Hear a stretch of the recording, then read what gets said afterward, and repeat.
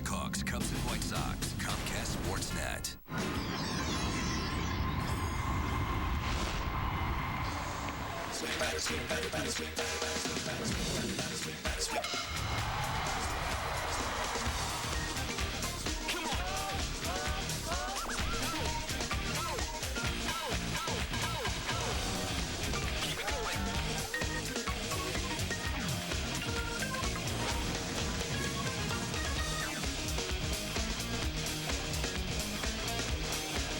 Well, we will be under a rain delay before the first pitch tonight. It's raining here in Cincinnati, but when we do get underway, it'll be game one.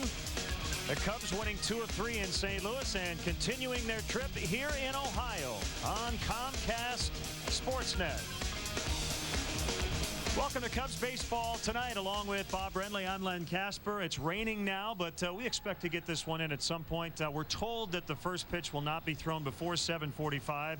And with the tarp on the field right now, it'll probably be a little longer than that. But when we do get underway, the Cubs are going to have to contain some power. The Reds are tied for first in the major leagues in home runs. Big-time power ball club. And also in this ballpark, it's very easy for anybody to hit home runs, especially from center field around to the right field line. And as you heard Dan and Josh mention a moment ago, a lot of left-handed thump in this Reds lineup. So those are the guys you're going to have to control. Well, the middle of their order, those are the guys that the Cubs really have to contain in this ball game tonight. Ken Griffey Jr. with his 25th home run yesterday, 6th all-time on the home run list. How about Brandon Phillips, a second baseman? He's hitting like a corner infielder, and we know certainly about Adam Dunn as well. The other thing I noticed about Ken Griffey Jr., Bob, he's always walked a lot. He's actually walked more than he has struck out. He's done that through an entire season one time in his career, so he's seeing the ball extremely well. Apparently so. You know, Junior, a lot of people thought maybe his best days were behind him. Those big power numbers were gone, but sitting at .588 and hitting home runs with regularity this season, he's always been a very, very dangerous hitter. He's not a guy that runs very well anymore. Once he gets on base, he's not a threat to steal, but with Junior and Dunn and Phillips in the middle of that lineup, they got some guys that can break a ball game open in a hurry if you're not careful. And on the other side, this is a hitter's ballpark, so you really hope that the Cubs bats can get going and maybe hit the ball out of the ballpark. Well, you know, maybe the ballpark will get them going. We've seen some tremendous offense, but it's been kind of a nickel and dime offense. They take their singles, they take their walks. Every now and then somebody will hit one in the gap. When they do come up with a home run, it's almost a surprise, which is totally out of character for the ball club we thought we were going to see coming out of spring training. Well, the Cubs made a couple more roster moves today. That's become the norm, though, hasn't it? And we're going to talk about these two guys. Matt Merton coming back and really over the last 3 weeks got it going again at Iowa. Rocky Cherry also back, just adding a fresh arm to the bullpen. Billy Petrick option. Along with Jake Fox, we may see one or both back here at the big league level at some point. But, Bob, I talked to Matt Merton before the ball game, and he said mentally the first 80 or 90 at-bats back at AAA were very, very tough for him. He said, I wasn't very good. But he said the last 3 weeks, I kind of started to not worry about things that I can't control. And I think it was an eye-opener for Matt going down to AAA again. That can be a huge eye-opener for a ball player that thinks he's established himself at the major league level, thinks he's earned the playing time that he needs. And it was a rough go for Matt earlier this season, not only with the bat, but defensively in the outfield. Kind of got behind the 8 ball with the new skipper, but like most of the guys that have been sent back to Iowa, he went down there with a game plan. Took him a little while. He said it was just a matter of getting into a game rhythm, seeing good live pitching on a daily basis. He felt he got into a few bad habits up here, trying to hit for too much power. His swing got really long, which is not the Matt Merton we know and love. He's got that swing shortened up again, waiting on the ball a long time, very selective once again, and that's the Matt Merton we'd like to see. The Cubs haven't seen any left-handed starters on this trip, nor are they scheduled to, although there's word here in Cincinnati that right-hander Matt Belisle may not make his start on Sunday. If he doesn't start, expect to see left-hander Michael Gosling. But coming up on the next homestand, the Cubs will see lefties. Cole Hamels, Jamie Moyer, I believe Tom Glavine for the Mets, maybe Oliver Perez. So we're going to see Matt Merton, I think, get a start or two here in the next week or so. Yeah, Lou even intimated down in the clubhouse before the ballgame Merton may even get a start in this series, even though it's scheduled to be 3 right-handed pitchers. Lou has been very good about that, getting guys involved in the mix very quickly, whether it's as part of a double switch late in the game, a couple of pinch hit at bats, get a spot start here or there. And he's always liked to ride the hot hand. You call a guy up from the minor leagues like he did with Mike Fontenot earlier this season. If he's swinging the bat that well in AAA, get him in the lineup, try to take advantage of the guy that's swinging the bat really well. And Billy Petrick really struggled last night, so he's going to go back and work on a couple of things at AAA Iowa. And Rocky Cherry is back, and we saw some things that certainly we like from Rocky Cherry, but another young pitcher, and that last spot in the bullpen has changed quite a bit. Yeah, it doesn't matter if we liked it. Lou liked what he saw from Rocky Cherry going all the way back to Mesa. He really liked his makeup, his poise out there on the mound. His stuff was very good, and you know, Billy Petrick had a rough outing last night, but it was more a fact of the number of pitches he threw and when he would be available again. And as we know from Lou Piniella, he does not like to get caught short in that bullpen. So with the idea that Petrick wasn't going to be available for a couple of days, they decided to flip him out, bring up Rocky Cherry, and I'm sure we'll see Rocky out there very shortly. And the Cubs continue to rely on that farm system, and I think at the AA and AAA level, guys know that if they perform, they're going to have a chance to come back. And in talking with Matt Merton, and we've shown you the numbers the last few days, a lot of guys are hitting at AAA.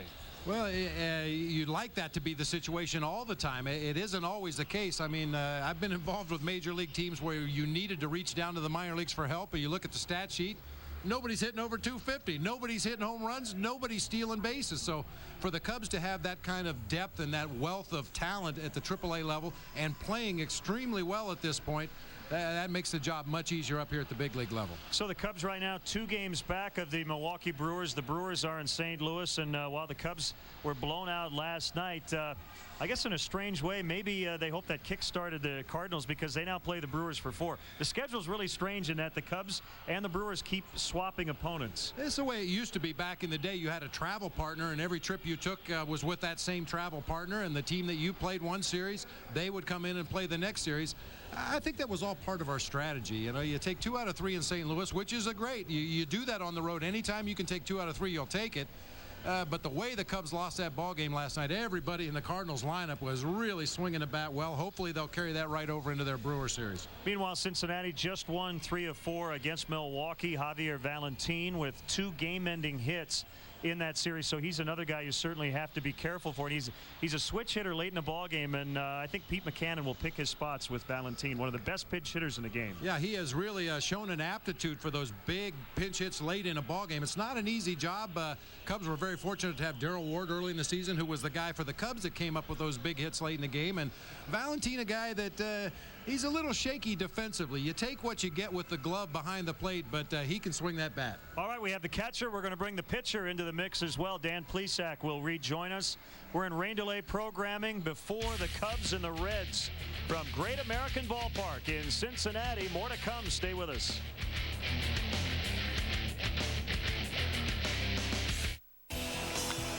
Plan your next corporate or social function in one of Wrigley Field's private party accommodations. Wrigley Field offers a variety of private catered opportunities to host and impress your group. The Mezzanine Suites, presented by Nuveen Investments, has 4 convenient rental plans to fit all budgets and needs. For larger parties of 75 to 100, the Batter's Eye Lounge, located in the center field Bud Light bleachers, provides a unique view of the game. All private party accommodations provide generous food and beverage packages as well as VIP parking. Call 773-404-CUBS or visit Cubs.com. Mediacom Connections presents the Quad City Swing versus the Burlington Bees live July 27th on Mediacom Connections Channel 22. All the plays, all the excitement, live as it happens direct from John O'Donnell Stadium in Davenport. See all the action beginning Friday, July 27th at 7 p.m. Also catch encore presentations of the Swing versus the Bees on Channel 22 at these following times. The Swing versus the Burlington Bees. Catch the game on Mediacom Connections Channel 22. Menards is your landscaping headquarters. Spruce up your landscaping with edgers and lava rock. Interlock edgers are great for straight or curved borders. Just dig, then place the edgers and finish. In 4 colors, interlock edgers are only 79 cents each. Add color with red lava rock or red lava pebbles. Great for flower beds or any landscaping project. Your choice, just $2.89 a bag. Helping make landscaping jobs easy. Menards. Save big money at Menards. A shift has been made. Now power isn't sacrificed to achieve fuel efficiency. And cars that perform great on the road also perform great at the pump. Introducing the 36-mile-per-gallon Nissan Versa, 36-mile-per-gallon Sentra, 35-mile-per-gallon Altima. 3 powerful Nissan sedans with 35 miles per gallon or higher. All with 0.7% APR financing. Now, when you think power and fuel efficiency, think Nissan.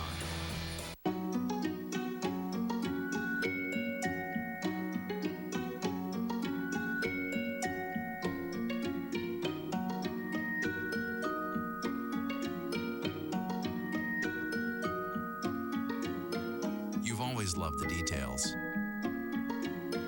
But you've never seen them like this. The full HD 1080p Aquos liquid crystal television from Sharp. Who's counting on your brakes today? We'll be home soon.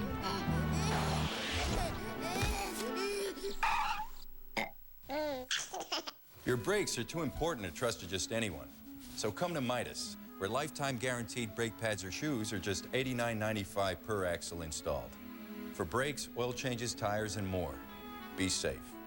Trust the Midas touch. Welcome back to Great American Ballpark in Cincinnati. A waterlogged stadium, but actually the field looks not bad right now, and we're getting set for game one of a three-game weekend series, the Cubs and the Reds. Thanks to Alan Trammell for joining Josh Mora during our rain delay coverage, and a lot of Cub fans here in Cincinnati. And the Cubs have already beaten Bronson Arroyo twice this year. He was 4-0 against the Cubs in 5 starts in 06, but a couple of guys in the Cubs lineup tonight with good numbers against the Cincinnati right-hander. Well, Arroyo can be extremely tough. He changes his arm angle from pitch to pitch. He'll throw his fastball anywhere between 75 miles an hour and 94 miles an hour. Just has a good feel for pitching. Cubs have figured him out a little better this year. Last year, he absolutely dominated the Cubs. So let's check in on those numbers. Cliff Floyd 5 for 12 against Bronson Arroyo, and Aramis Ramirez 7 out of 20 with a home run, and they hope to continue to have success tonight in a hitter's ballpark. Yeah, Cliff has 4 hits in his last 2 ball games on this road trip. Aramis Ramirez has probably been the Cubs' hottest hitter throughout the entire season. And the starting pitching matchup, Rich Hill beat Bronson Arroyo back on April 14th at Wrigley Field, went 7 strong innings, didn't allow a run. And you see Bronson Arroyo's line that day as well, giving up 8 hits, 6 runs, although only 2 of those runs were earned. So Hill heading into the dugout after throwing his warm-up tosses. And the Reds, I guess, a youth movement here in Cincinnati. I didn't realize they made all these changes. But they've gone with the rookies. It's like a bunch of kids out there. Now, this is one of my favorite promotions, when the kids get to go out and take the field and wait for their heroes to come out of that dugout and autograph those baseballs. And now Bronson Arroyo will head out to the mound, and I'm sure some autographs will be exchanged as well. I want to see the kid next to Adam Dunn.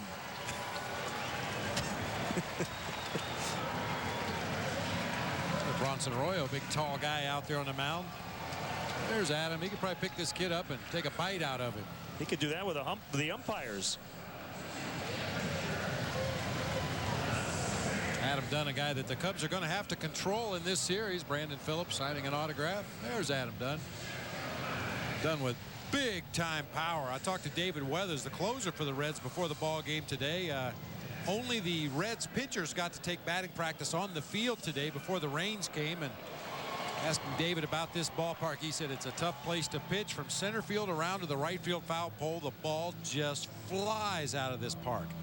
Not only that, but he said the grounds crew, he didn't say mows the infield, he said they shave the infield. Lightning quick grass here at Great American Ballpark. Well, we'll see how it plays tonight. Again, the infield should be fine. The outfield took a lot of water, and no wind whatsoever right now. So Arroyo takes his warm-up tosses. And let's check in on the Cubs Southwest starting lineup. Alfonso Soriano leading things off, and it'll be Ryan Theriot at short, batting second. Derek Lee, Aramis Ramirez, Cliff Floyd, 3 through 5. Good to see Mark DeRosa back in the lineup, left with a hamstring injury on Tuesday in St. Louis. Jock Jones in center. Jason Kendall with his 2nd consecutive start after a 2-hit night, and Rich Hill will do the pitching. Take a look at the Reds defensively. Adam Dunn in left, Ryan Friel in center, Ken Griffey Jr. over in right field. 14 errors among those 3 guys in the outfield for the Reds tonight. Encarnacion at third base, Keppinger at shortstop, Phillips at second, Conine over at first base, David Ross behind the plate tonight. and Bronson Arroyo, the right-hander, on the mound.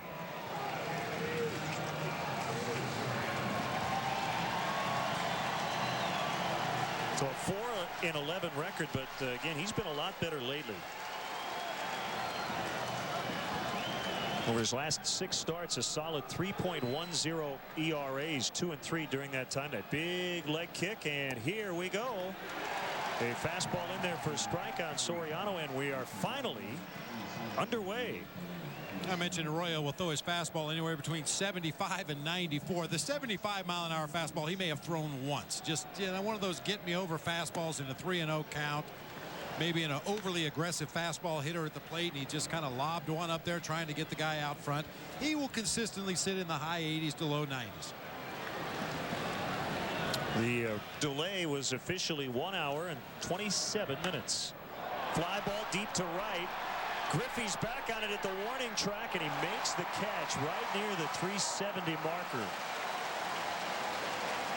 So Alfonso Soriano deep out there to the warning track in right center, but it's hauled in by Griffey.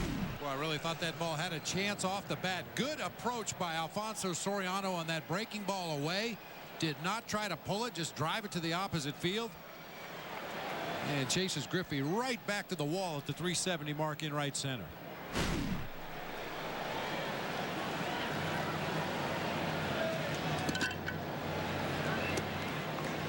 A strike on Terrio.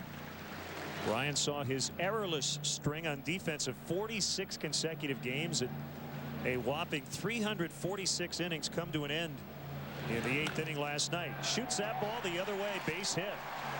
And it gets through the legs of Griffey. Terrio will head to second, and he's going to try for third. It'll be a single and a 2-base error, and the Cubs are in business. Wow. The 7th error on the season for Ken Griffey Jr. We make a lot of fun of Adam Dunn being a truck driver out there in left field. Junior's had his problems defensively this year. I mentioned the rain. The outfield grass obviously was not covered by the tarp during the rain delay we had earlier today. That ball just seemed to kind of plug and stay down, snuck underneath the glove of Junior, and Ryan Terrio, as usual, hustling on those bases all the way around to third base.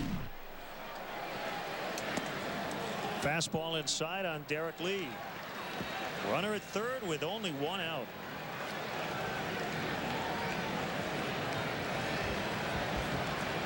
Lee last night with his first road home run. His 9th of the year. You know, Len, granted, the Red shortstop Jeff Keppinger hasn't played the whole season up here at the major league level. He has yet to make an error this season, but 16 errors defensively for the infield the Reds are running out there tonight, and 15 for the outfield. I don't know if I've ever seen that before. Well, normally the infielders have a lot more errors than the outfielders. Cliff Floyd, for instance, has 0.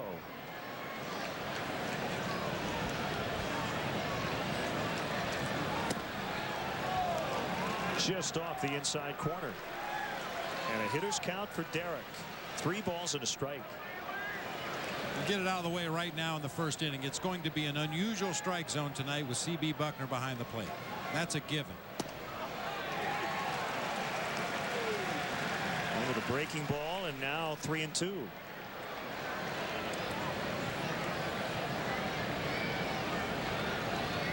Infield back.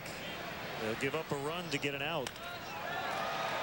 Out into center, and it's Friel trying to set. Terrio tagging. Here comes the throw toward the plate, and Ryan is in. A sacrifice fly for Derek Lee, and it's 1-0.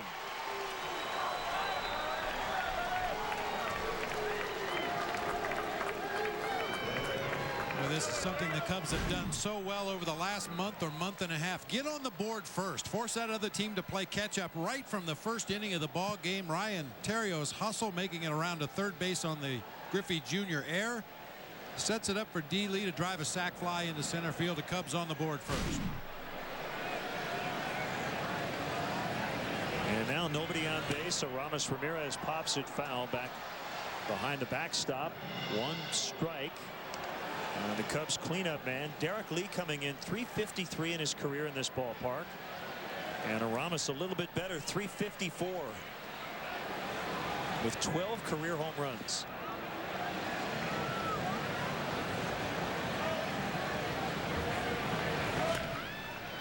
To short for Jeff Keppinger, and that's the inning. An unearned run for the Cubs against Bronson Arroyo. It'll be Rich Hill to take the mound when we return to Cincinnati. We love baseball, hot dogs, apple pie, and Chevrolet. Stolen bases, go cheese, pizza, bottled water, and Chevrolet. They go together in the good old USA. Baseball, hot dogs, apple pie, and Chevrolet. Get a 2007 Chevy Cobalt LS sedan starting at $13,640 after cash back. That's an 07 Cobalt sedan LS starting at $13,640 after cash back. President Schwarzenegger, I've narrowed your choices to 5 unthinkable options. I picked 3. Try again. 1. Go higher. 5. Too high. 3. You already said 3. 6. There is no 6. 2. Double it. 4. As you wish, sir. The Simpsons movie, rated PG-13. I'm Ryan Sandberg, asking you to help cheer up kids in hospitals. When children suffer from serious medical conditions, Rhino Kid Care, supported by Ryan Sandberg and National City, helps them and their families cope. Join the cause.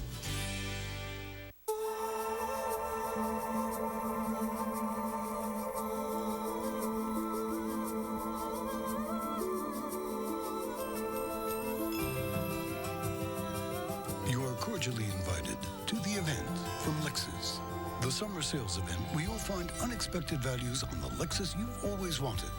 But like summer, it won't last forever. The event, now through September 4th. See your Chicago area and Northwest Indiana Lexus dealer. Well, the Reds have a different manager. It was Jerry Narin the last time these two teams met up early in the season. Now Pete Mackanin. And the Reds 13-8 under their new interim manager. Let's check in on the Reds Southwest starting lineup. Ryan Friel in center field. Jeff Keppinger at shortstop. Interesting story with the Reds shortstops. We'll tell you about that a little later. Ken Griffey at right. Phillips, Dunn, Conine in the middle. Edwin Encarnacion, Dave Ross, and Bronson Arroyo rounding it out. And here's how the Cubs take the field defensively. Brought to you by Rico. Move your ideas forward with Rico dependability. Soriano, Jones, and Floyd once again across the outfield. Ramirez and Terrio on the left side.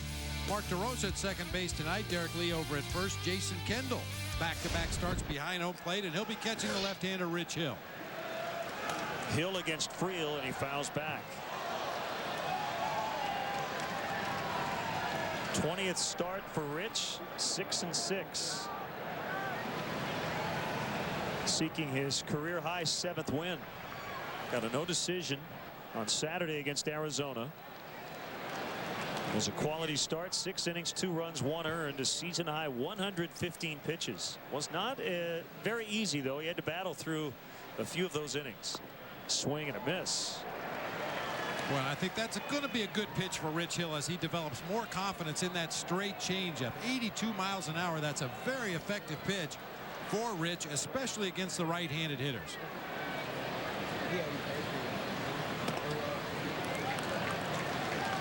Came back with a fastball, 2-2.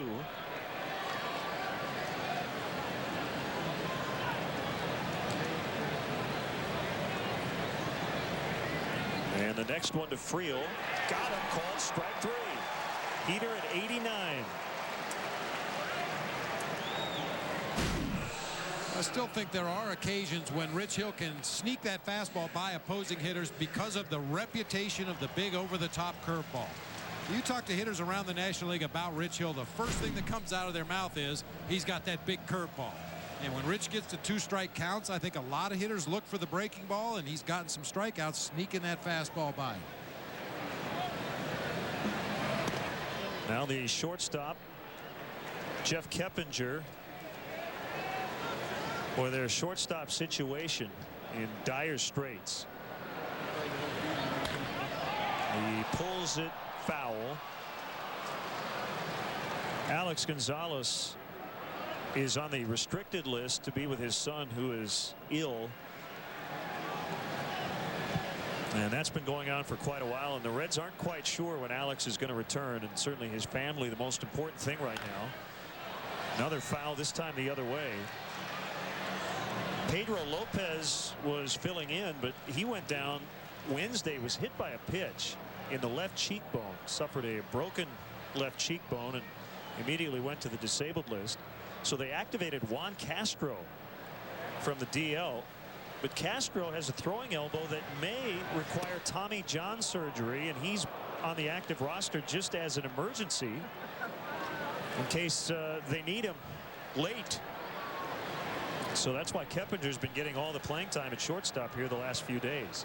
Well, Keppinger had a real good chance to win that job in spring training had he not broken a finger right at the end of spring training camp. A good-looking young player.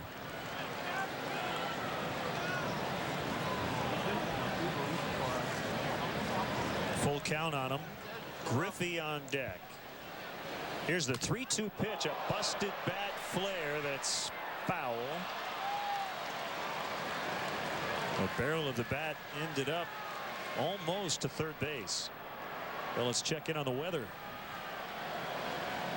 On this overcast night, 68 degrees, very high humidity, and moist. Yeah, especially those areas that were not covered by the tarp. We talked about the outfield grass, probably a little soggy out there. The outfielders' shoes are probably wet by now. And the warning track area around the outside of the field, there are still some puddles visible from up here in the press box. So the infield itself, the pitcher's mound, home plate area looked pretty good. Everything else is going to be a little wet.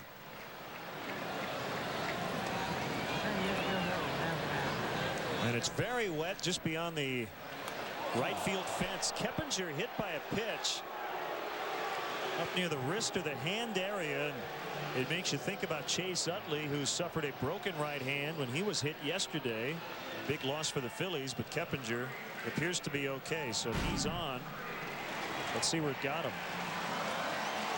They got him on the back of that left hand. Well, of course, when you have your hand gripped tightly around the handle of that bat, there is absolutely no give whatsoever. A lot of small bones and very little padding in that hand area. Big hand for Ken Griffey Jr. I mentioned about an hour and a half ago when we went on the air, 63 walks, only 60 strikeouts. So has a chance for the second time in his career in a full season to have more walks than strikeouts. Back in '93 with Seattle, he walked 96 times, struck out just 91 times. Cubs with a big shift put on as Terrio is almost behind second base. I was going to say it's pretty wet beyond the right field fence, the Ohio River. It really rained hard out there before the ball game. Filled up that hole. We're on the banks of the Ohio. Flashbulbs popping. We've seen that a lot lately, having just played the San Francisco Giants at Wrigley Field and then the Cardinals and Albert Pujols in St. Louis.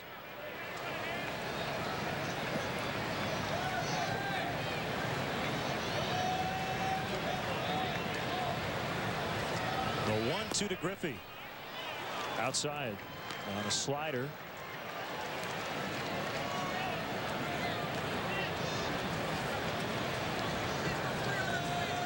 .588 career home runs for Ken Griffey Jr. Snapped an 0 for 13 yesterday with a big offensive performance.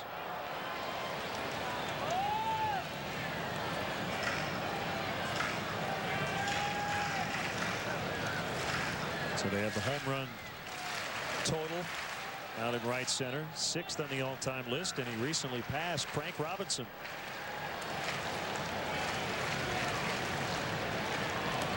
High throw, but no problem for Derek Lee.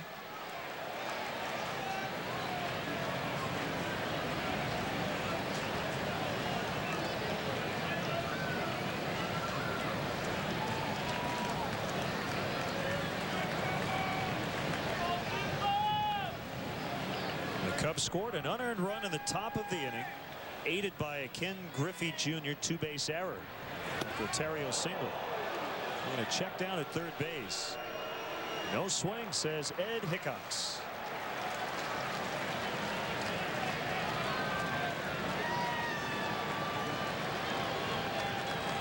Well, because of those numbers I just mentioned, we'll see if the Reds do send Keppinger.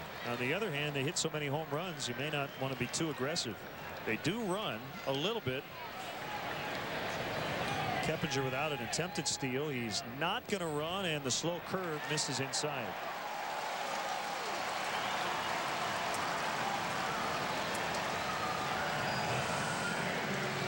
Well, when Jerry Narin was fired on July 1st, the Reds were 31-51. But since Pete McCannon, a Chicago native, took over, they've won 13 of 21.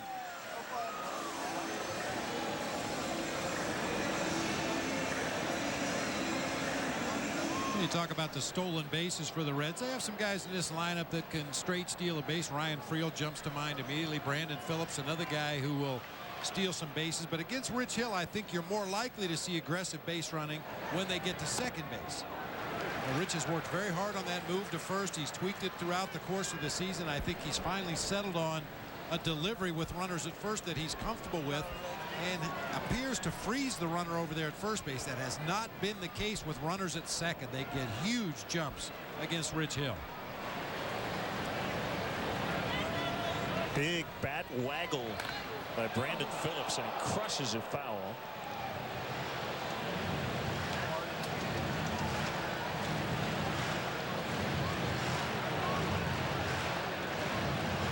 Two on with one out.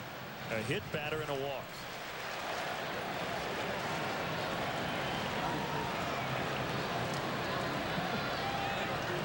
Adam Dunn on deck. The pitch. Didn't miss by a whole lot. Well, he's getting some half check swings, but not full check swings, if that makes sense. I guess by definition, a check swing is not a full swing. But I was reading some Yogi Berra isms today, so I may drop a few of those in there inadvertently. And by accident. There you go. Swing and a miss. Strike three.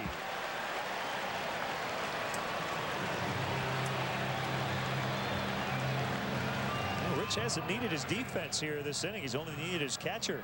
2 strikeouts, a hit, batter, and a walk. He's pulling a Satchel Paige. Talk about a half-hearted swing. Brandon Phillips knew he was chasing a pitch out of the strike zone. I think he was just hoping to make contact and foul that high fastball off to the right side, but came up empty.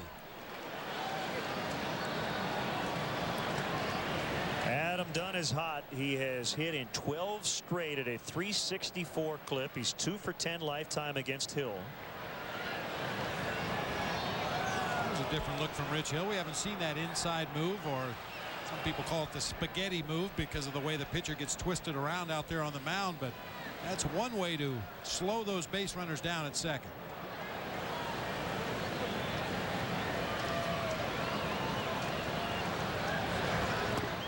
So Adam Dunn, the 3rd straight hitter with at least 20 homers and 60 RBIs in this Reds lineup. Griffey, Phillips, Dunn. And my reference to Satchel Paige, for those of you who aren't aware, back in the days when he was in his prime pitching in the Negro Leagues, he was so sure of himself on the mound, he used to call his fielders off the field and stand out there just with the pitcher and the catcher and strike out the side. Nicely done. That's a Cub fan, right? Sure it is. You got it.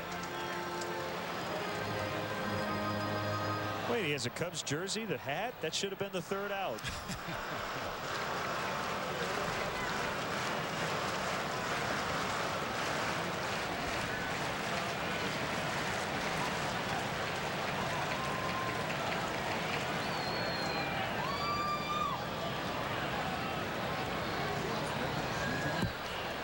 The 1-1, that is a strike.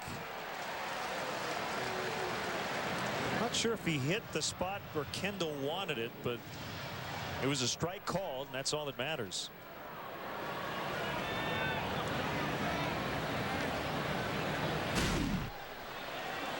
His breaking ball kind of spins up there on the inside part of the plate. Not the location he was hoping for, but it did freeze the hitter. And now a 1-2 swing and a miss, and the Reds are DUNN in the first. It's 1-0 Cubs after 1. Rich Hill striking out all 3 They get the outs. Friel, Phillips, and done. So yeah, my Corolla gets a 41 miles per gallon rating. Plus I got it with $500 cash back. You know, for a Toyota. Honestly, I expected to pay a lot more. So I donated the extra money to saving the whales. And pandas. Wow. Hey. Hey. Scott, right? Yeah. Hi. Hi. Well, see you at the fundraiser. Yes, you will. Toyota, a great way to keep moving forward. This copyrighted telecast is presented by authority of the Chicago Cubs and may not be reproduced or retransmitted in any form. And the accounts and descriptions of this game may not be disseminated without the express written consent of the Chicago Cubs. I'm Chris McGregor Case. Some of you may know me from my family's furniture store's advertising. But I have something personal to tell you. I'm recovering from a cancer called choriocarcinoma, which usually strikes women after pregnancy. My treatment is complete and my prognosis is great. But now I know why the American Cancer Society is so important to so many Iowa families. Please give a gift to the American Cancer Society. With your help, someday we may keep cancer from hitting home. Hot, sticky weather is here. You can try to cool yourself this way or go to the experts at QC Auto Service Centers. They'll keep you cool, calm, and happy all summer long. The highly trained and certified technicians at QC Auto Service Centers will check it out and fix it right the first time. Hotter than a collar? Don't sweat it. Come see us. The place to go for air conditioning service. QC Auto Service Centers, keeping you on the road. Due to the length of this game, we now move ahead in the action. Get Chicago's sports news nightly on Land Rover Sports Night. Coming up tonight at 10, William Jackson reports from Bears camp, plus a full recap of this game, plus the Brewers in St. Louis. Join Mitch and Luke for Land Rover Sports Night tonight at 10, only on Comcast Sportsnet, fans' best friend.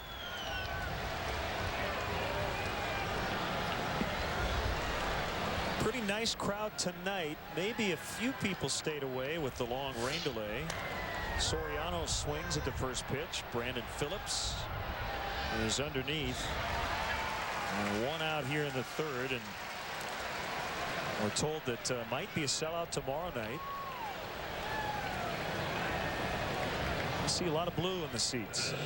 Big night in downtown Cincinnati. Big weekend in downtown Cincinnati. They also have a huge jazz festival going on right over at Paul Brown Stadium next door here to Great American Ballpark. A lot of people in the Queen City. Ryan Theriot with a single. On that same play, the ball got past Ken Griffey. He ended up at third and then scored on a sac fly by Derek Lee. Happy birthday to Cubs general manager Jim Hendry and Greg Albrecht, the son of our producer Bob Albrecht. Greg turning 20. So he's out of his teens. Time to grow up, Greg. No, Greg is a very mature young man. Get a haircut and get a real job.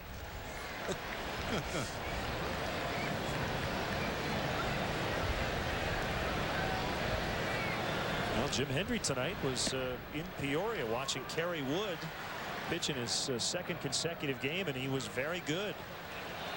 Went 1-2-3. He started tonight instead of coming out of the bullpen because of impending bad weather. 13 pitches, 9 for strikes. His fastball between 92 and 94. Theriot walks and is on base for Derek Lee once again.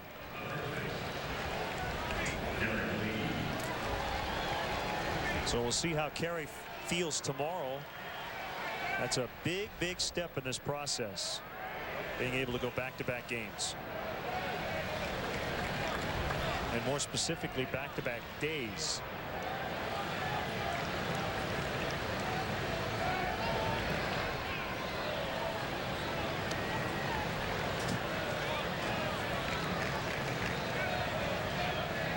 Thanks again to Nathan Believa, the radio voice of the Peoria Chiefs, who always gives us great updates.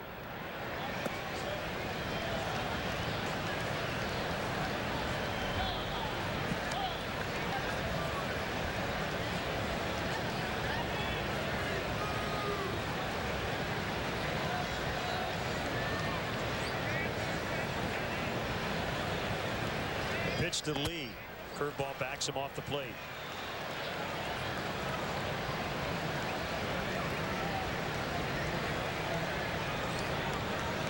And if you were going to build this matchup, you'd say if you love curveballs, this is your night. A right-hander and a left-hander. They both love that breaking ball. That's a fastball for a strike.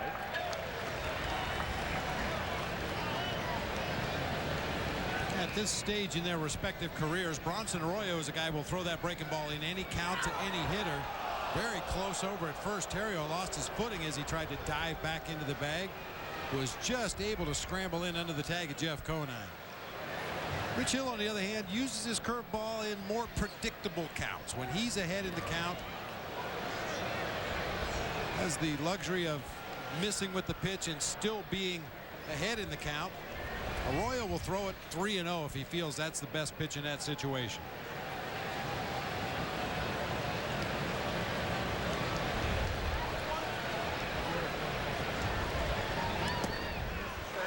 Another fastball. Count even, 2 apiece. Well, this is the real mental cat and mouse game that goes on in baseball when you get a couple of veteran players like Bronson Arroyo and Derek Lee. D. Lee just took an 88-mile-an-hour fastball right down the middle.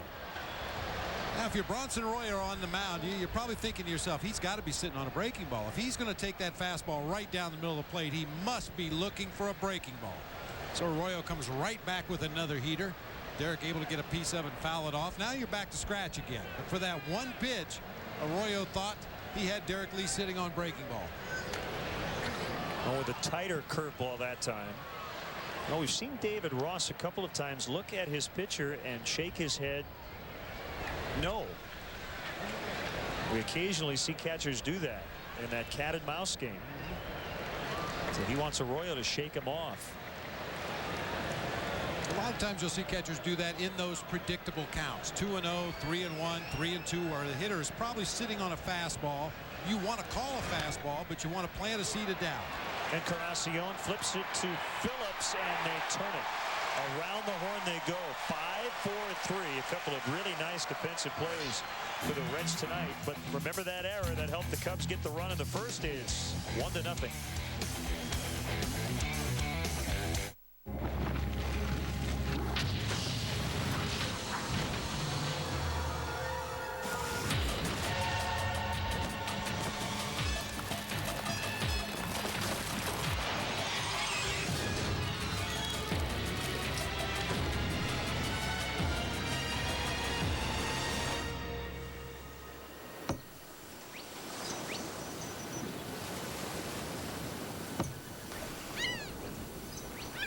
At Libertyville Mitsubishi, we have our own sequel.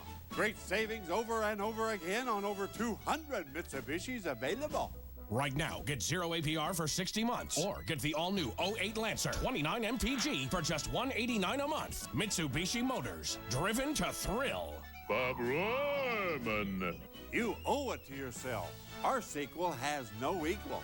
Bob Rohrman's Libertyville Mitsubishi on Milwaukee Avenue, Libertyville.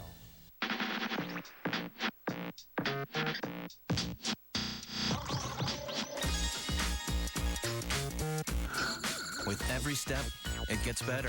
Miller Genuine Draft. Cold filtered 4 times for smoother flavor. I'm Ryan Sandberg, asking you to help cheer up kids in hospitals. When children suffer from serious medical conditions, Rhino Kid Care, supported by Ryan Sandberg and National City, helps them and their families cope. Join the cause.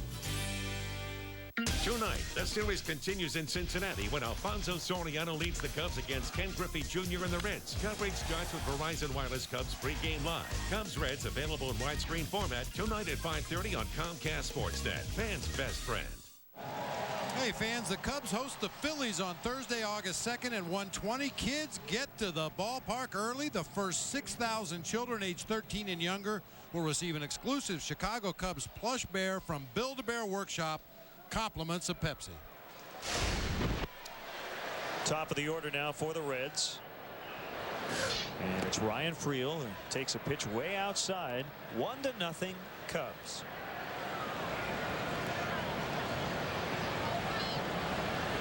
A wind and the pitch by Hill is a strike on the inside corner. We showed you earlier the collision that sent Ryan Friel to the disabled list in late May. There's an interesting camera angle at the end of that play as Friel finds right center. Jones will get there and keep Friel to a single. Norris Hopper, who collided with Friel, noticed the baseball was very close to his glove. Now watch what he does. As he's checking on his teammate, he very quietly places the ball in his glove. Well, that is pretty crafty right there. And they called it an out. Now what do you make of that? That's pretty heads up by Norris Hopper.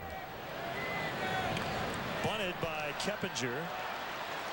Hill will underhand to lead. That'll be a sacrifice bunt.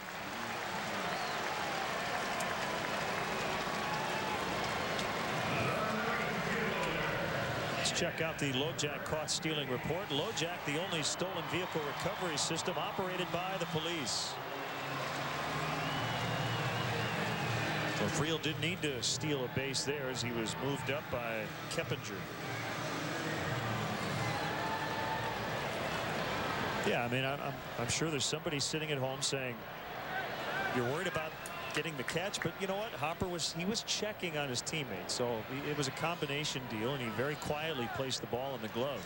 Well, the reality is there's not much Norris Hopper can do other than kneel over his teammate and say, "Are you okay? Where does it hurt?" He called for the trainer to come out from the dugout right away, but had the presence of mind to sneak that ball back into Friel's glove before the umpire got out there to get a good look at it.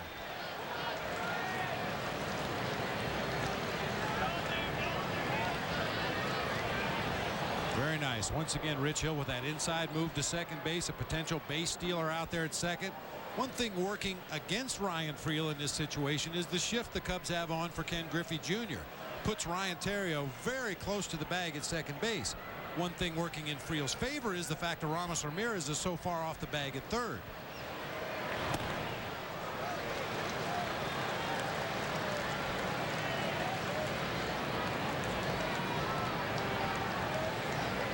Theriot ultimately will position himself pretty much right behind the runner out there at second base and pound his glove in Ryan Friel's ear so he knows he's right there behind him. Pulled on the ground right into the shift as DeRosa will throw out Griffey. 2 outs in the inning.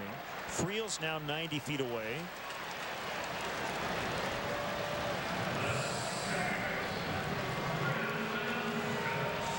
And it'll be Brandon Phillips. Remember that awkward swing he took to strike out his first time up.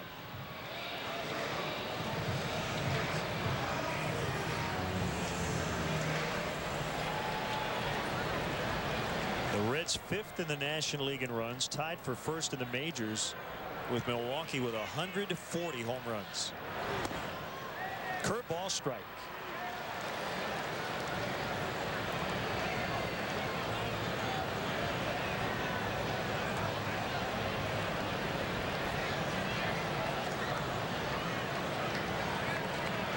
Hill has a sign from Kendall.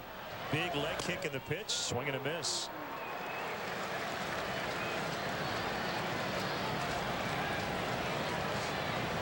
Brandon Phillips among all second basemen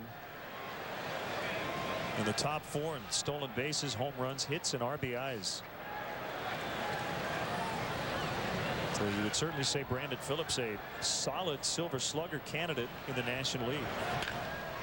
Bounce foul the other way as Billy Hatcher.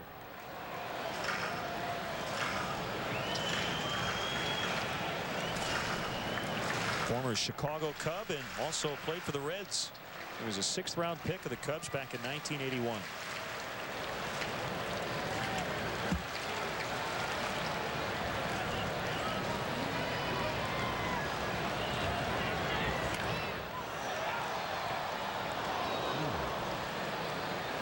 Foul ball right there, a rocket line drive that hit right underneath the lip of the second deck and ricocheted straight down into the lower deck.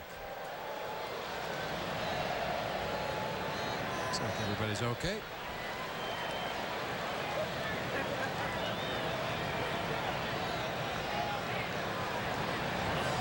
2-2. Buried the breaking ball. Good block by Jason Kendall. With Friel breathing down his neck at third base.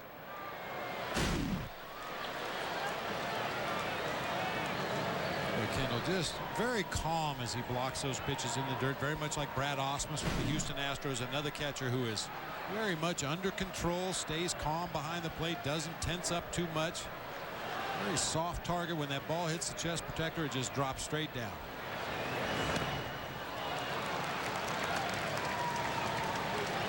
Rich tries to go back to that same pitch. He got Brandon Phillips chasing his first at bat of the ball game. This time Phillips lays off.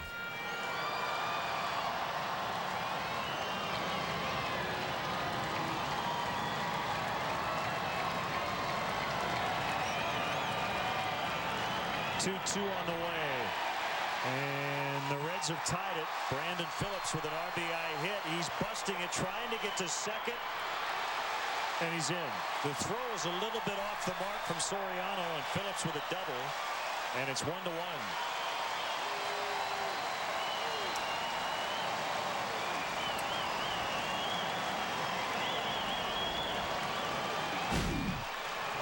Clean base hit into left field. Looked like Soriano was a little casual going after this ball. Plays it on a hop.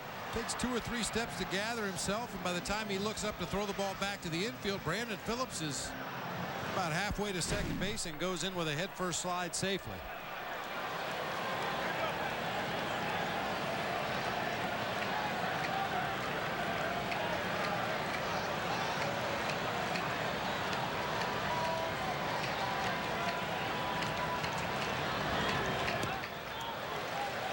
Too high on a curveball to Dunn. 1-0. RBI double by Phillips to tie it. Rich 1-0 this year against the Reds, 2-2 in his career. One previous start here at Great American Ballpark, it was a loss. Last time the Cubs were here, the first series of the season, and they lost 2 of 3. In fact, they would then lose 2 of 3 in the middle of April at home, so they have dropped 4 of 6 to the Reds. They need to play good baseball against this team. Again, 12 games remaining in the season series, including tonight. Phillips got a big jump and a called strike. Kendall will not make a throw. There you have it. Another stolen base of third against Rich Hill. One of the last 3 stolen bases against Jason Kendall. He hasn't even been able to make a throw. Brandon Phillips with a walking lead at second base. Unfortunately, Rich Hill did not look back there a second time.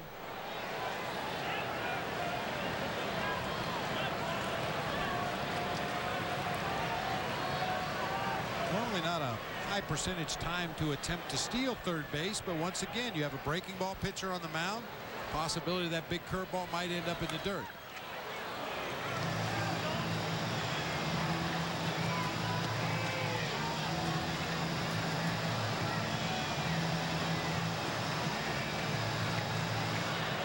Milwaukee with 3 in the top of the third in St. Louis, but they're now being delayed by rain.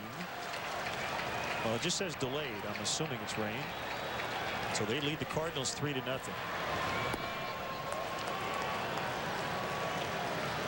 2-2 on Dunn.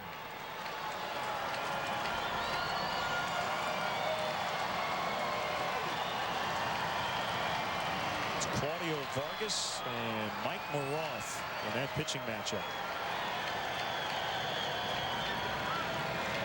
Hill ready. The pitch. Fly to left. Should be no problem for Alfonso Soriano, and the inning is over. A 2-out RBI double by Brandon Phillips, and we are deadlocked at 1-1 after 3. The AT&T Yellow Pages. With so many detailed maps and directions, you may not need your GPS navigation system again. In which case, we can help you find a place to sell it. The AT&T Yellow Pages, published by R.H. Donnelly, your local expert. The AT&T Yellow Pages. With so much color, you may be inspired to take up painting. In which case, we can tell you where to get started. The AT&T Yellow Pages, published by R.H. Donnelly, your local expert. Stop, Hub! Where should we sit? Right at first base. Wait, how about along the third baseline? Wow, this is great. Just like having season tickets. Looking for great seats? Buy tickets from other fans. Have extra tickets? Sell them to other fans. Go to StubHub.com today for tickets to the hottest sports, concert, and theater events, even if they're sold out. Peanuts. Hey, there's still tickets right behind home plate. Let's go for it. StubHub, your choice, your ticket, your experience. StubHub! We know you like style. We know you like performance. We thought you'd like fuel economy as well. With the Pontiac G6, you get the same highway fuel economy as Camry, with even more power. The new Pontiac, designed for action. During the Pontiac Summer Sell-Down, get into a 2007 G6 sedan starting at $16,895. Hurry, inventory limited. For more information, visit PontiacDrive.com. Play ball. Here's your chance to say those two famous words prior to a White Sox Sunday home game at U.S. Cellular Field. If you are between the ages of 6 and 14, then you can sign up at your local Culver's to be the Culver's Kid of the Game today. Well, it was on this date a couple of years ago. Ryan Friel set a Cincinnati record, stealing 5 bases in one game, and that leads us into tonight's Aflac trivia question. Who holds the Cubs franchise record for most stolen bases in a game since 1900? I think I might know the answer. If I get this right, I think it would be the first time ever I will have gotten consecutive Aflac trivia questions correct. Did you see that reaction by Aramis Ramirez? That was that get me over nothing fastball I talked about earlier in the game. Bronson Arroyo with a big wind-up, the big leg kick comes off the rubber and just flipped it up there at about 75 miles an hour for a called strike.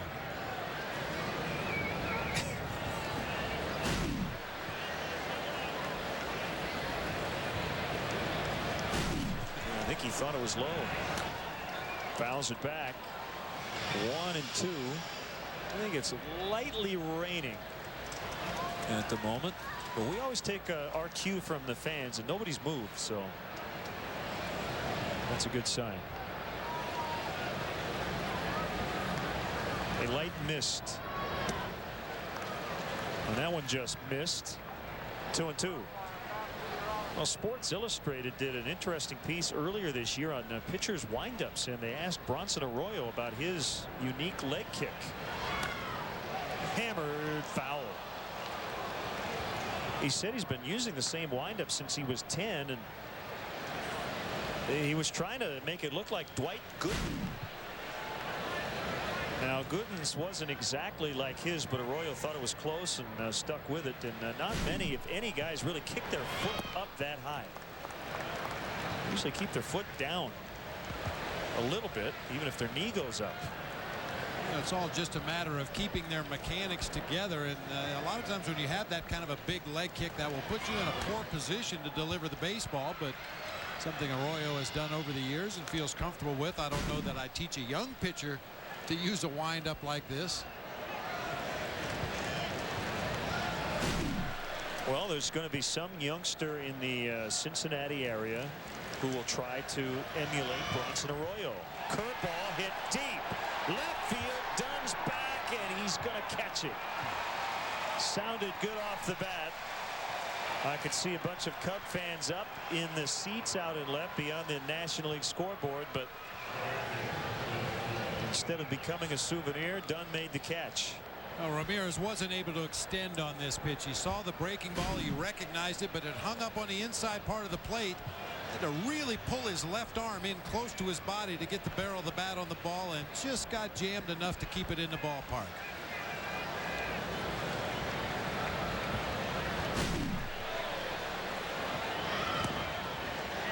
Another curve and a strike on Cliff Floyd.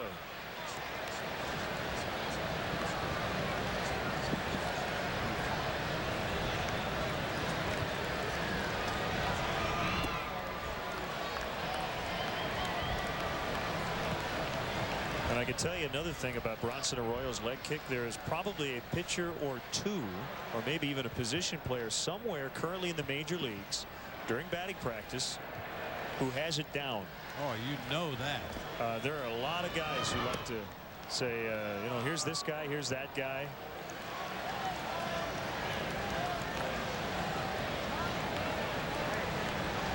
Oh, buddy, Mark Mudcat Grant during his days as a player and even now as a broadcaster does tremendous impersonations of umpires. Their strike calls and their out calls, and he is right on. But you're right, players, a lot of downtime in the clubhouse before the ball game, standing around the outfield, shagging balls during BP, and occasionally you'll see guys impersonating other players, and some of them are remarkably talented. 3-1 to Floyd. Big swing, and he couldn't come up with it. Now a few people headed for cover as it is raining a little bit harder. I would assume a lot of kids still do that. I know when I was growing up and we used to play wiffle ball in the backyard, and you were this team and I was that team, and you had to impersonate every hitter in the lineup with your at-bats. Oh, I did it. Swing and a miss, strike 3, so Arroyo comes back. You know the guy who I used to emulate? Alan Trammell. Really? Oh, yeah.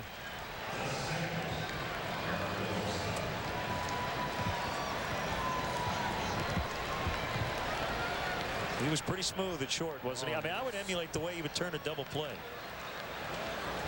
Alan Trammell and Lou Whitaker, one of the best double play combinations of all time. There it is again, 78-mile-an-hour fastball, just floated up there.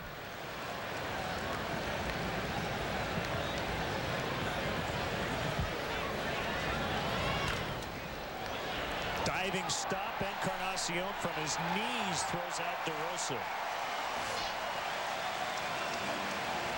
So the Reds continue to play stellar defense. It's 1-1 midway in the 4th on a rainy night in Ohio. Hey, boss, do we have Aflac? Yeah, we have something else. But if you're hurt and miss work, does it pay cash like Aflac does? Nah. Or let you spend it any way you want, like for gas and groceries? Nah. Or help with everyday bills like Aflac does? Nah. There's only one Aflac. Ask about it at work. Nice try, boss. Aflac.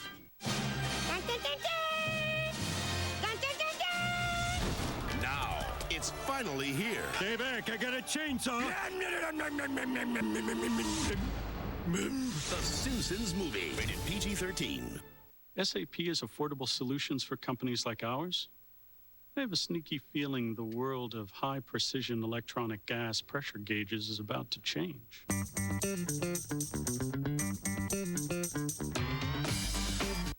The 2007 Chevy Impala has something Toyota and Honda don't. The GM 100,000-mile warranty. And OnStar, with help at the push of a button. And diagnostic checks emailed to you every month. Impala has you covered for the road ahead. Qualified lessees get a low-mileage lease on an 07 Chevy Impala LT for around $199 a month. Residency restrictions apply. Call for details. Qualified lessees get a low-mileage lease on an 07 Impala 1LT for around $199 a month. Time to get the answer to tonight's Aflac trivia question. Talking stolen bases.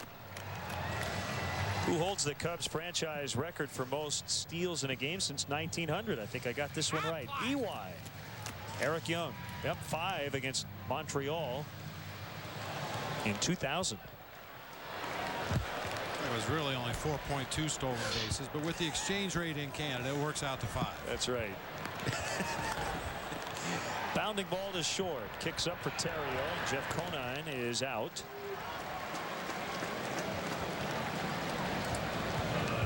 That's one thing that has changed since the Expos are no longer in Montreal. I don't have all that Canadian change laying around on my dresser at home. Used to come home with, what were they called, loonies? Right, yeah. Some of that monopoly money. Never knew what to do with it until we went back to Montreal the next year. And since we haven't been back, we've got a few loonies laying around. Well, they don't have any paper below $5, right? That was odd. I don't like to carry around a lot of coins. They make great ball markers on a golf course.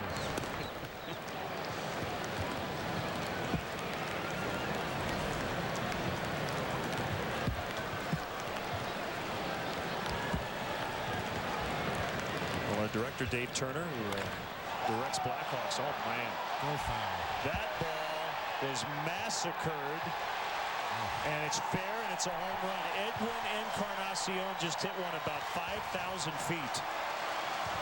I'll tell you what, I don't think I've seen a ball hit that far this year, and it's been a long, long time since we've seen one crushed like that. And it's 2-1. Well, he's having a big night both ways. He hit it over the foul pole. That's the longest one I've seen this year. That's one of those situations where a hitter goes to the plate. He's looking for one pitch in one zone, swings as hard as he can when he gets that pitch, and hit it right off the sweet spot of the bat. Wow. But it still only counts as one. That's right. That's the good news.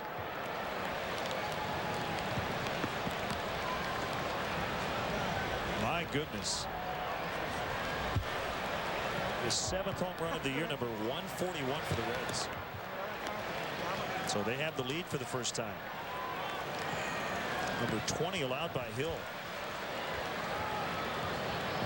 I was going to say Dave Turner directs Blackhawks games, so he goes to Canada a lot. So if you have any leftover Canadian currency, you might want to pass it along to Bulldog.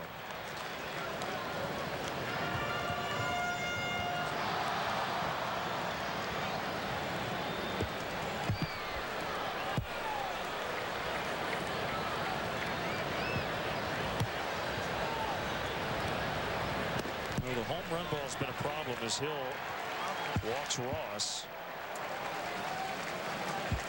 He's given up the 4th most home runs in the National League. Chatting with Kendall.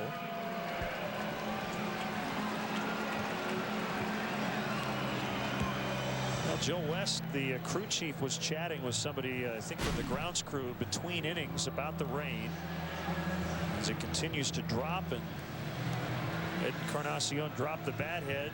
That ball was way out. The only question was it going to be fair? And it was. 391 feet. It is just 328 down the line.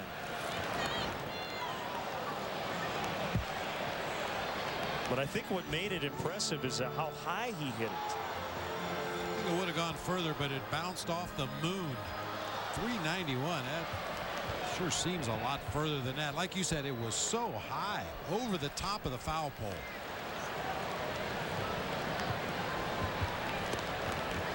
And Arroyo takes a strike. 2 strikes on him. Well, it has not gone well for the Reds this year, but they have hit for a lot of power. Well, their biggest problem is pitching. That's been an annual problem. 14th in the league in earned run average as Arroyo takes a called 3rd. They've had a lot of bullpen problems as well. They have the worst bullpen earned run average in the National League.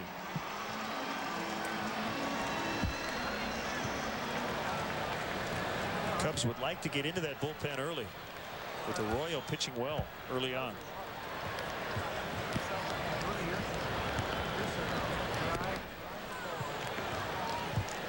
You talk about those home run totals for the Reds. Certainly a major factor of that is the nature of the players that they have on this ball club. They got some big, strong power hitters, but also this ballpark figures into it. 84 of their home runs have come here at Great American Ballpark, only 57 on the road. This is a yard that is built to play home run derby. Well, it's the kind of series in which the Cubs are going to have to hit some home runs. I don't think there's any question about that. I don't think you're going to win a lot of 2-1, 3-2 games in this park.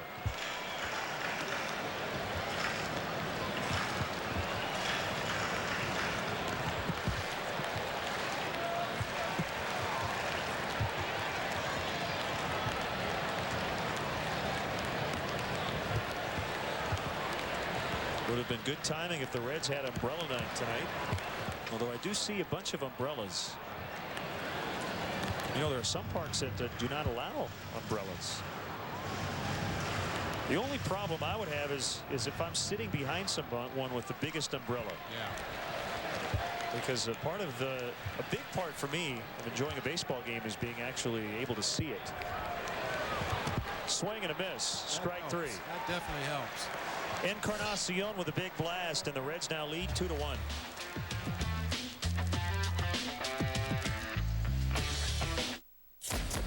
A shift has been made. Now power isn't sacrificed to achieve fuel efficiency. And cars that perform great on the road also perform great at the pump. Introducing the 36-mile-per-gallon Nissan Versa, 36-mile-per-gallon Sentra, 35-mile-per-gallon Altima. 3 powerful Nissan sedans with 35 miles per gallon or higher. All with 0.7% APR financing. Now, when you think power and fuel efficiency, think Nissan. A new Showtime original series. Eddie Foyer is dead. In a place where everyone has a secret. You don't tell a soul. I want to get out of here. You can't. The only thing more dangerous than the lies. We all have a past. Is the truth. You're not safe. Meadowlands, only on Showtime. Order Showtime now and see the best shows on TV, including the new series Meadowlands. Anytime on Showtime On Demand. Free with your subscription.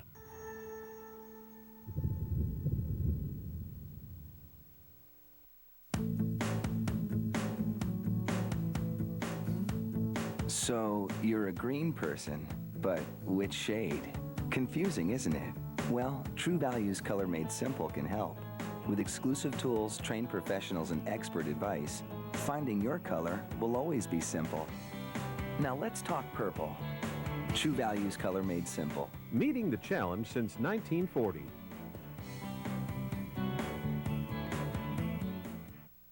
Every morning, only on Comcast Sportsnet, fans' best friend. Cubs Baseball is brought to you in part by Midas. Visit Midas for brakes, expert auto maintenance, and tires. And by the all-new full-size 2007 Toyota Tundra.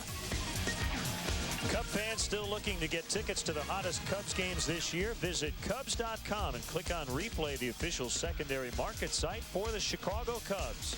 See a Cubs game from the best seats at Wrigley Field. Check out Replay at Cubs.com, where baseball is always on. Well, Lupinella decided to take a little stroll out towards Joe West, the crew chief, and now chatting with the home plate umpires. The grounds crew out there, and again, this infield now starting to take on a lot of water, and they're trying to keep things dry. And Rich Hill's showing a lot more emotion this year, and unfortunately, after giving up home runs and walks, he's shown a lot more negative emotion. Not real happy with himself. You see him immediately going down there to work on his cleats. They put some drying agent on the field. You can clearly see it behind home plate, on the mound, in the baselines, where the players position themselves on the infield to try to dry up some of the moisture that's falling here. The problem is that drying agent that they put on the field really gums up the bottom of your shoes. You're going to see both pitchers probably taking time every inning to get that dirt out of their shoes. That drying agent clumps up in those cleats and makes it hard to keep your feet underneath your body. And I'll be honest with you, nothing gets me more angry than having gum on my shoes. Well, especially for those guys who don't run well. When you carry that little extra bit of weight on the bottom of your shoes, it makes you feel like a Clydesdale on the bases. Cubs are behind for the first time tonight. By the way, we are soliciting emails tonight for our 6th inning Coors Light Cold Blast to the booth. Len and Bob at ComcastSportsnet.com if you have a thought or a question. Arroyo dropped down that time and missed 1 and 2. So Len and Bob at ComcastSportsnet.com. We'd love to hear from you. Fastball a little bit inside.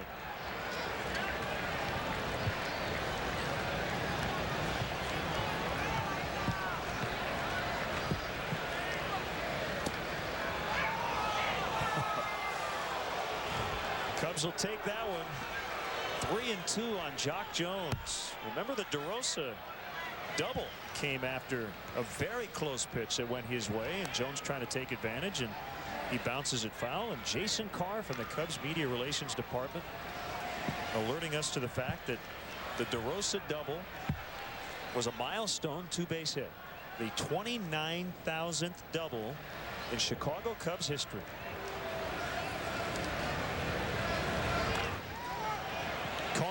knocks it down, and he'll take it by himself.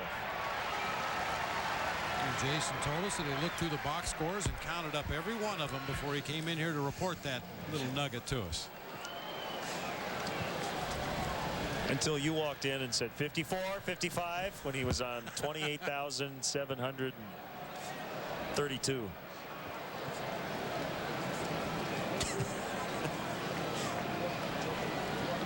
Why is it impossible to continue counting when somebody else walks in and says anything that involves a number? 7, 11, 14, 29.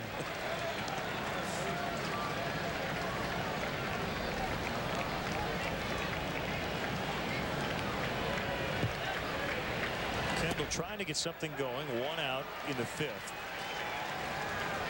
Bronson Arroyo has settled in, and so has his defense after the Griffey error helped the Cubs get on the board in the 1st.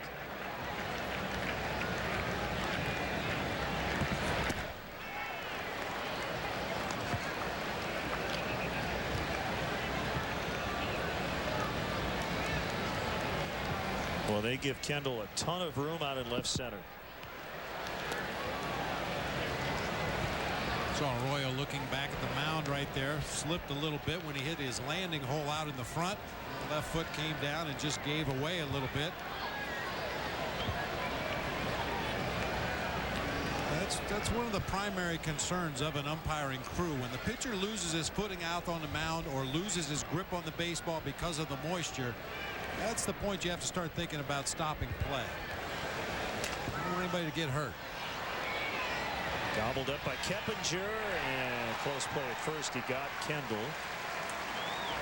Well, if you're Arroyo, Bob, and you have a 1-run lead here in the 5th inning, and you're having some issues with your footing, how much do you show it? Well, not very much. I mean, Bronson Arroyo, he's a veteran guy. He knows what he's doing out there. He realizes the circumstances. He needs to get another out here in the 5th inning. I'm sure if C.B. Buckner went out there to ask him how is the mound. Oh, the mound's fine. My shoe was just untied. No problem. Well, you had that situation in April in Cleveland when Mike Hargrove was still managing the Mariners, and they were down, and there was a point where basically the Mariners said we can't see the ball. Well, they were trailing at the time. And they never did get through that 5th inning. They have here, so it's official. It's the Reds 2, the Cubs 1.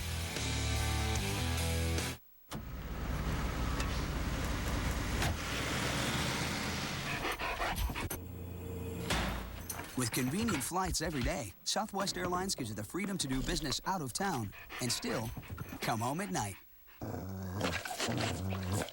Winston, I'm home! Fly one of Southwest's 8 daily nonstops from Chicago Midway to the San Francisco Bay Area for just $99, including new service to San Francisco International starting August 26th. You are now free to move about the country.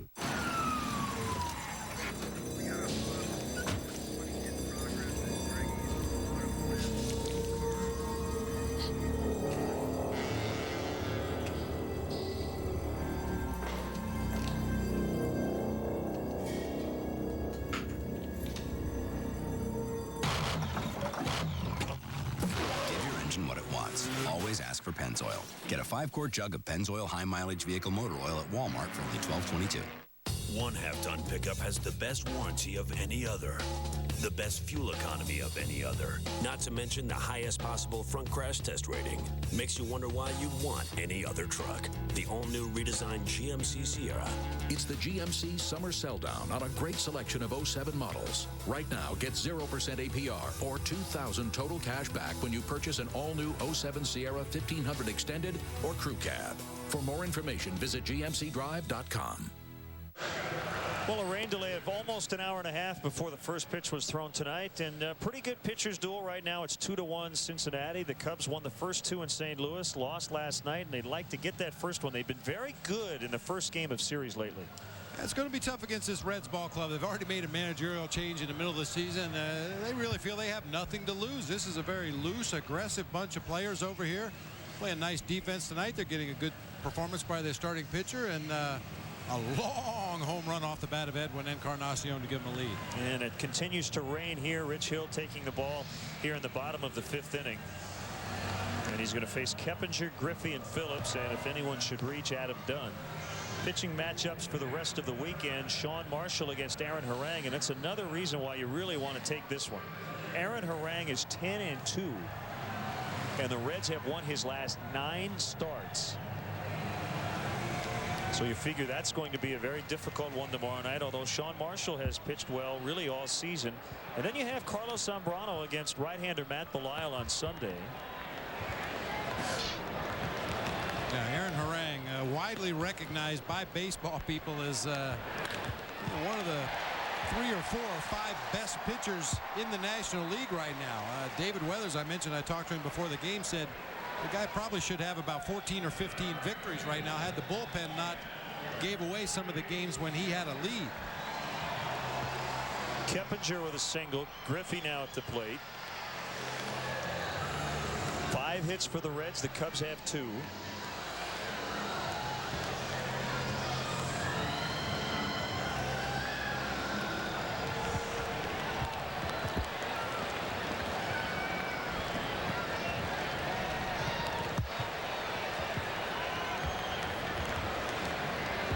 Here's the pitch. Ball 1. This is career appearance number 47. Career start number 40 for Hill. 12-15 in his career. 2 complete games. And both complete games coming against the Reds last year.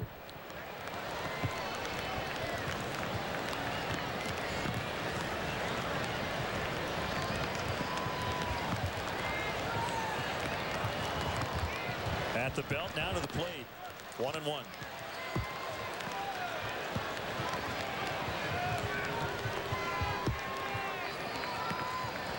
He pitches on the game already for Rich Hill. You see him working on those cleats out there. There's a piece of hard rubber nailed down into the dirt behind the pitcher's mound there with a bunch of little things to scrape your cleats on. You'll see Bronson Arroyo and Rich Hill go back there from time to time and try to get some of that drying agent out of their cleats before they get up on the rubber to throw the next pitch. There it is. I think it's a fossilized porcupine. It just got buried in the mound.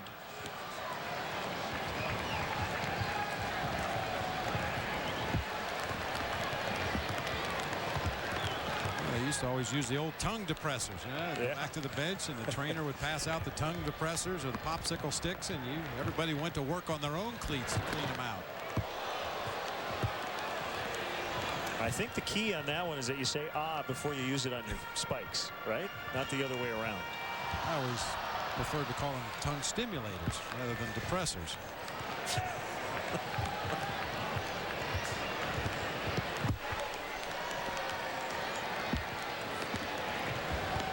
2-2 on Griffey.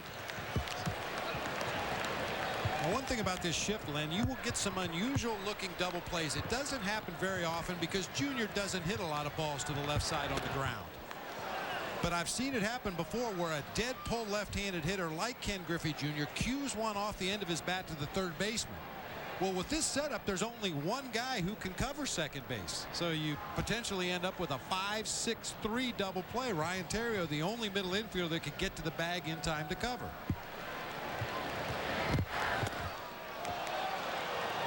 Close pitch. Called ball 4.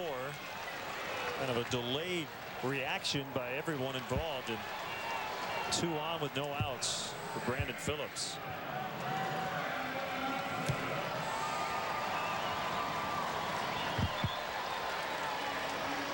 And the rain continues to fall.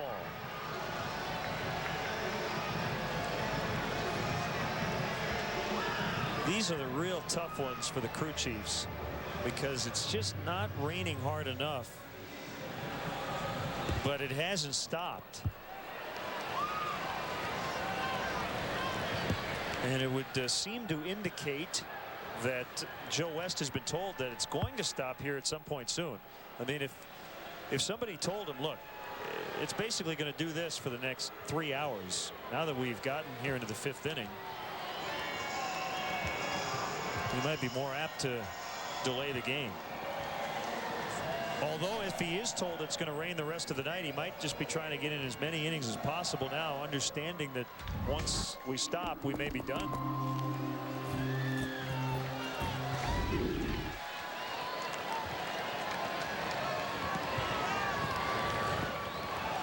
Check swing, and he held up.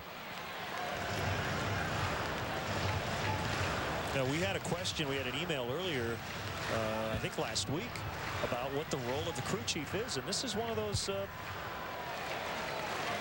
big, I think, duties of a crew chief is to determine when to stop a game due to rain.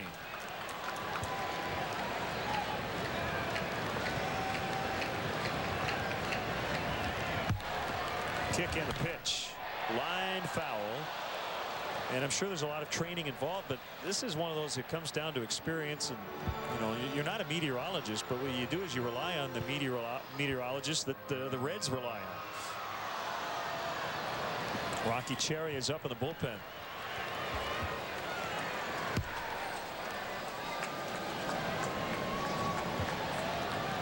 And once again, one of the determining factors when it is a steady, gentle rain like we're experiencing right now, the cumulative effect eventually will cause the playing field to become dangerous. Pitchers slipping and sliding out there on the mound, guys slipping and sliding around the bases. The baseball is so wet that the players can't get a good grip on it. And at that point, you have to take the safety of all the players into consideration. The last thing you want as a crew chief is to have somebody get hurt out there because the field was so sloppy and they couldn't continue to play the game safely.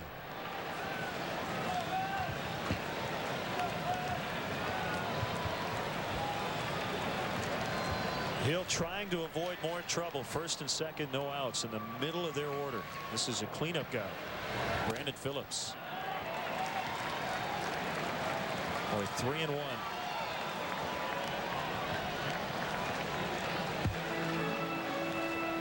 You just don't have a good feeling here in this part of the order with Hill struggling with his command.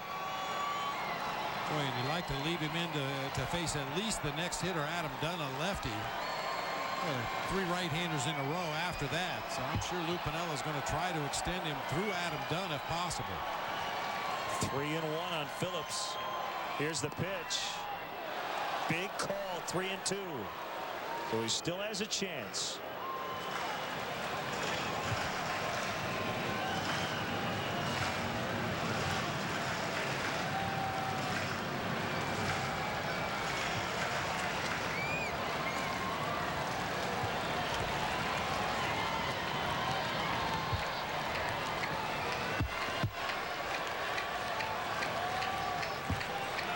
The 3-2 to Phillips. Deep to left, but not deep enough. Soriano with a catch, and the runners will retreat. A huge first out.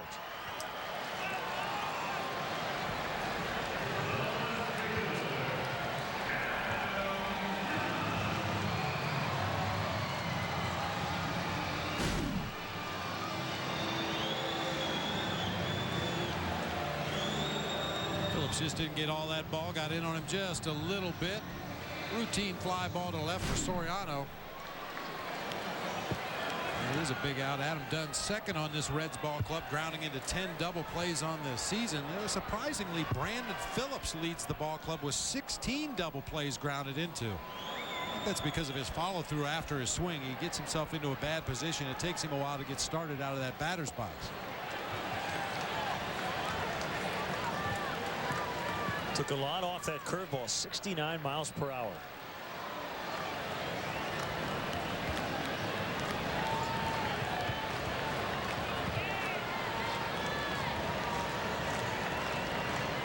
Adam Dunn takes up pretty much all of the batter's box, corner to corner.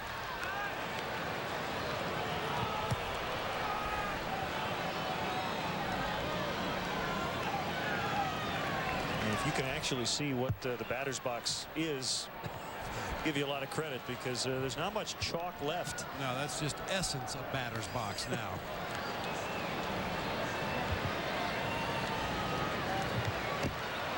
Kick in the 0-1 outside and low. You notice Adam Dunn trying to wipe the bill of his batting helmet with his shirt sleeve. What will happen is that rain will gather on top of the helmet, run down onto the bill of the cap, and then as you're standing there watching the opposing pitcher, the rain starts to drip off the bill of the cap. Needless to say, that can be distracting. Popped him up off of third. Ramirez over, not much foul territory, and he won't have room.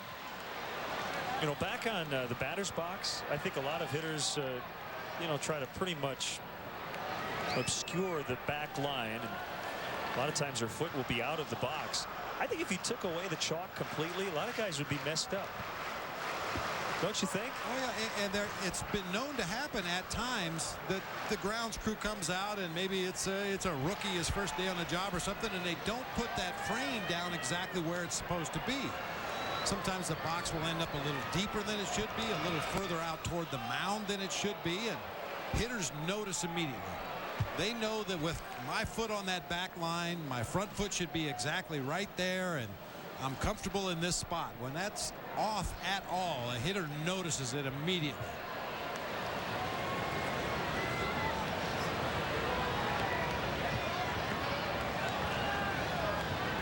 Long pause by Hill. Dunn asks for time and he gets it. No pitch.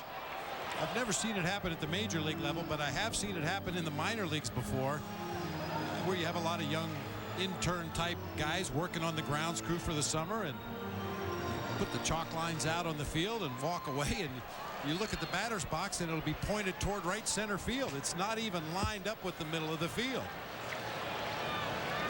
Visiting manager came out, pointed it out to the umpire. They had to start all over again.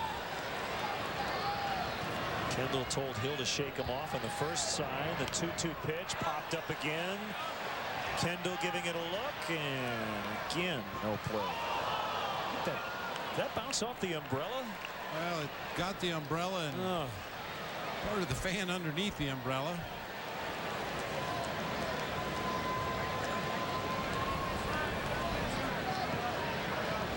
Boy, as if pitchers needed any more to deal with.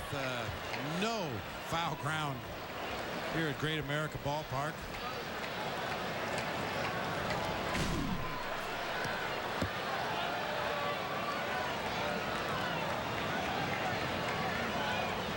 Hill coming again. Fouled straight back that time.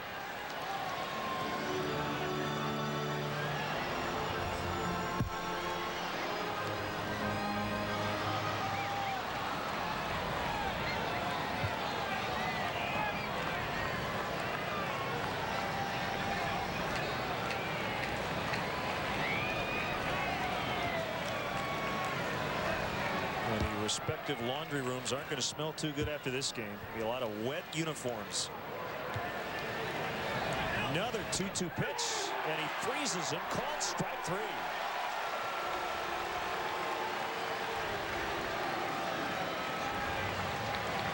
The 123rd strikeout this season already for Adam Dunn.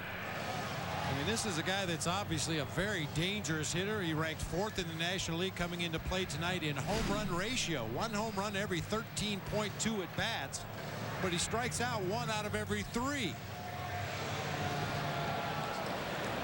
Strikeout number 8 for Rich. Larry Rothschild out to chat with him.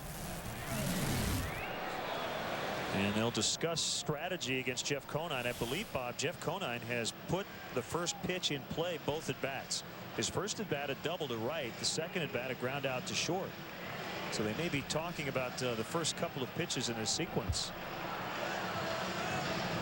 And you have to think Conine's thinking, well, he knows I've swung at the first 2, and it's that he knows that I know that he knows. Sure. You know, one tip-off may have been earlier today, Len. As you know, we get the local radio broadcast in the press box up here before the ball game, and I heard an interview with Scott Hatteberg, the other part of the platoon at first base. Hatteberg, another veteran hitter, knows how to set up a pitcher, what to look for in certain situations. And he was asked, what would you do if you were facing Rich Hill? And Hatteberg said, I think I would have to attack a pitch early in the sequence. Try to get him early before he could get to the curveball. And I'm sure Jeff Conine and Scott Hatteberg talk a lot of hitting together, and Conine has been very aggressive in his first 2 at-bats of this ball game.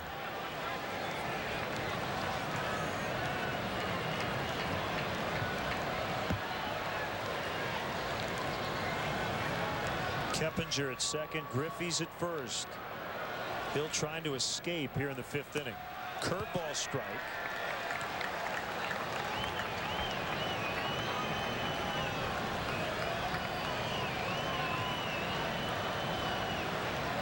Conine not only wiping off the bill of his helmet, but his bat.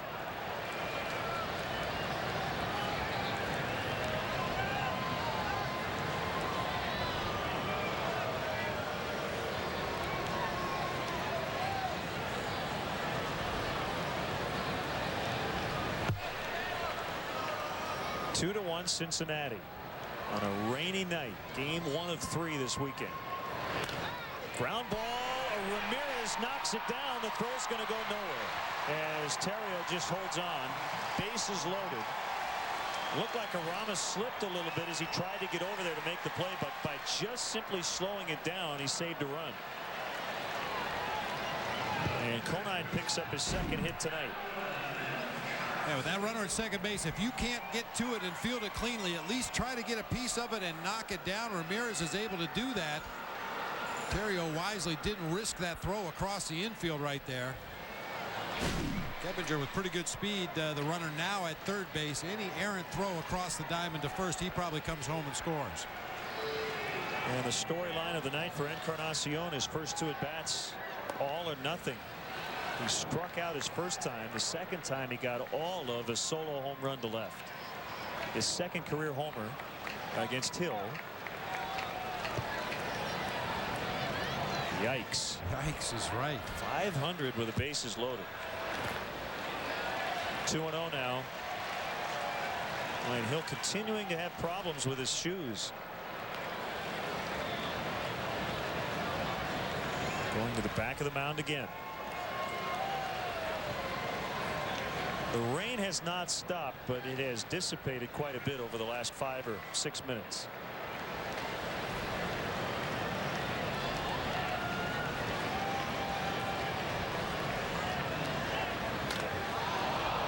I would say he was out in front just a little bit.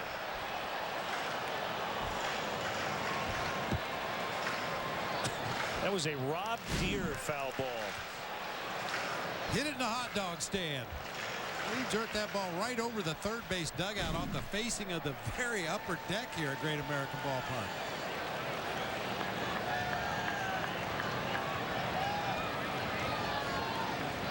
So normally you see a swing like that on a fastball. The next pitch would be some kind of an off-speed pitch, figuring he's way out in front of an 87-mile-an-hour fastball. He's got to be out in front of anything slower than that. Ground ball to short. They'll get the out at second base, and Hill gets out of it. Reds lead 2-1. Coming up, Soriano, Terrio, and Lee in the 6th. Recognize your loved ones on the sidewalks beneath the historic Wrigley Field marquee. Through the commemorative paver program, you can join thousands of fans in celebrating the day you became a Cubs fan, declared your loyalty, or preserve your favorite Cubs moment. If you're a Cubs fan, how can you pass up this opportunity to become part of Wrigley Field? Each order includes a replica paver for your home or office and makes a perfect gift. So to purchase, visit Cubs.com or call today. Space is limited, so order now.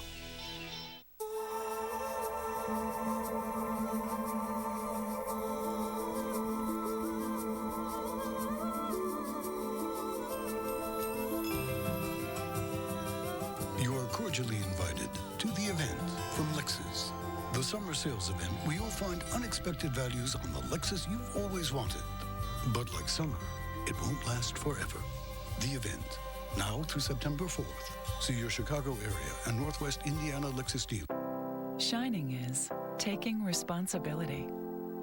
At Blue Cross and Blue Shield of Illinois, we know managing your health care can be overwhelming, and it's our job to help you meet the challenge.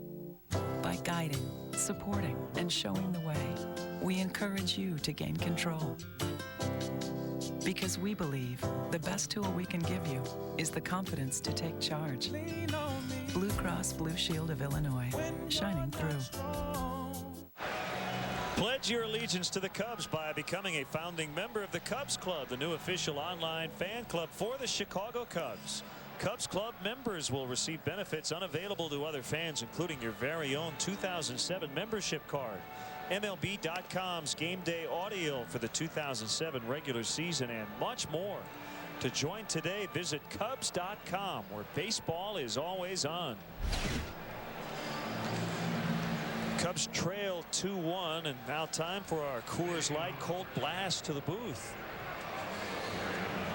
Here's the email. Bob, last night after Pujols got hit by a pitch, you referred to it as a Tony Roma fastball. I was curious to know what you meant by that, because it just so happens that my name is Tony Roma. And that email comes from Tony Roma in Gurnee. Well, Tony, we heard all about your fastball when you were in high school, so no. Really, it refers to any pitch that hits a batter in the rib cage. Yeah, Tony Roma's ribs, you know.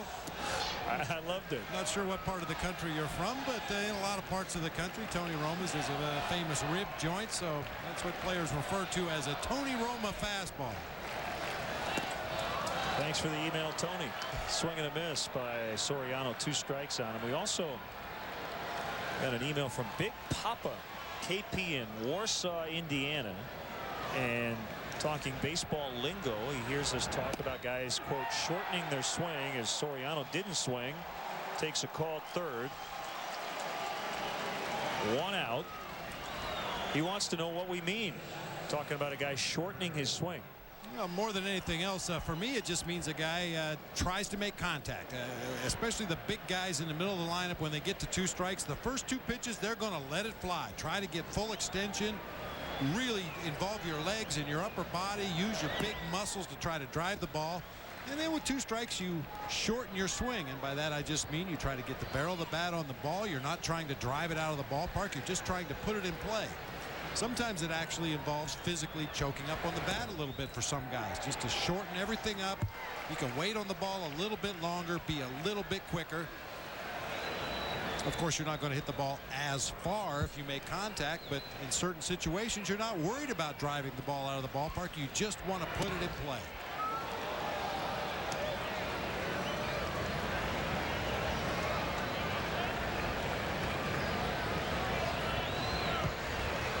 Well, the Cubs without a hit since the DeRosa double way back in the 2nd inning. Terrio lifts it to shallow right as Griffey comes in to make the catch. You know, this is one of those games that it doesn't feel like it's 2-1. It feels like the Cubs are down 6-1. But the good news is they're only down 1. I mean, the way Arroyo's pitched and the way Rich Hill has, I think, struggled through his 5 innings, it definitely feels different than the score. But the Cubs are 1 swing away from tying this ball game. And you can really tell right now Arroyo working with a quick pace. He's definitely in a comfort zone, even though he, like Hill, has struggled getting that dirt, drying agent, what have you, out of his spikes. 1-1.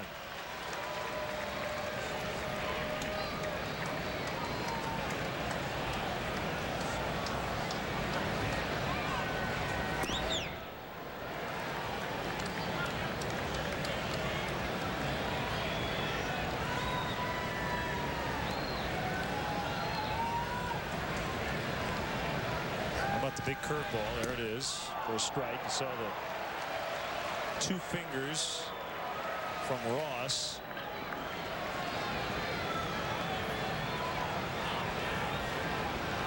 And I think another curveball. Swing and a miss. So Bronson Arroyo's grooving along. Bottom 6, 2-1 Reds. It's the Chevy Summer Sales Drive, where you'll find the all-new Chevy Silverado 1LT with the best available 4x4 highway fuel economy and the best warranty of any full-size pickup. Better than Ford, better than Toyota. And now we're giving Silverado our best lease yet. Qualified lessees can get a low-mileage lease on this 07 Silverado half-ton for around $259 a month. Residency restrictions apply. Call for details. Qualified lessees get this 07 Silverado half-ton for around $259 a month. Every morning, catch up on everything happening in Chicago sports with McDonald's Sports Rise, only on Comcast Sportsnet. It's the perfect way to start your sports day. McDonald's Sports Rise, every morning only on Comcast Sportsnet, fans' best friend. When the subject is trucks, you gotta know how to work it. Quad City Spring is all over that. When you need organizing systems for pickups and vans, and Adrian Steel custom setups are your mandatory upgrades, Quad City Spring gets the call. Ladder racks, toolboxes, towing, and truck accessories, we've got you covered. When the subject is trucks, Quad City Spring knows how you want to get it done. Got a truck? Work it, baby. Quad City Spring, 34th Street and River Drive, Moline. At Reynolds Ford, we'll get you into a new or used vehicle with no hassle or embarrassment. I recently started a new job and needed reliable transportation. Faced with previous poor credit and rejected for loans at other dealerships, I called the Reynolds Ford 800 credit line. A salesperson called me, picked me up at my house. That day, I was driving the truck of my dreams. Just fulfill these 3 objectives, then call this number. Reynolds Ford, home of the deal makers.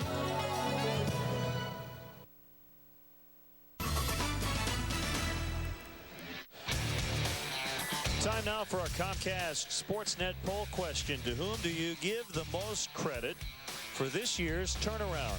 Text 1 for Jim Hendry, the general manager, 2 for Lou Piniella, the skipper, 3 for the players, and 4 for all of the above.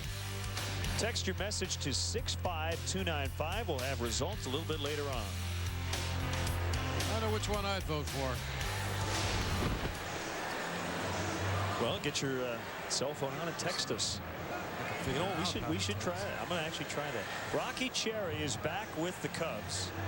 His 3rd stint here in his rookie season.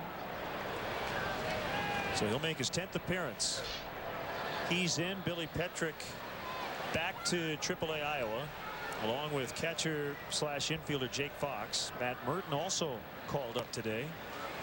And first pitch strike as Rich Hill went 5 innings, 104 pitches. It was a battle again, but he gave up just 2 runs, giving his team a chance tonight. 3 walks, 8 strikeouts, 1 home run.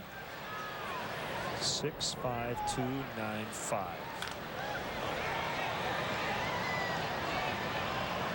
So what do I do? I don't even know how to do it. Do I actually punch a number and then? This is brutal. I don't even know how to do it. And we talk about it every night. I use mine to order pizza, and that's it. I don't even know how to text on my phone yet. Oh, okay. All right. Our producer, Bob Albrecht, is walking me through it. I have to create a text message. Create message, select. New text message, select. Okay. I got it. 1 and 2 on Dave Ross. Oh, the slider, and it was just out of the zone. 2 and 2. Well, that's a good pitch right there from Rocky Cherry. Ahead in the count, 1 and 2. You throw a slider up there that looks like it's going to catch the corner of the strike zone and then just drop off at the last instant. You get a lot of swinging strikes on that pitch with 2 strikes. 2-2 inside on a fastball.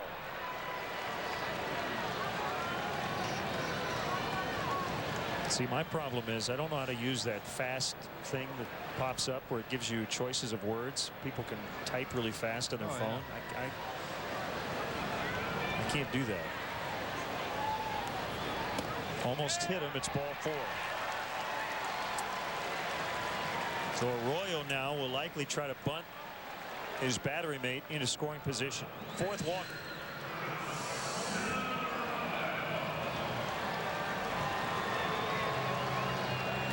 Not the swiftest runner on this Reds roster. Should Arroyo bunt that ball hard somewhere where the Cubs can get to it quickly on defense, they may have a chance to get the force play at second base here. Arroyo fouls it off of Jason Kendall.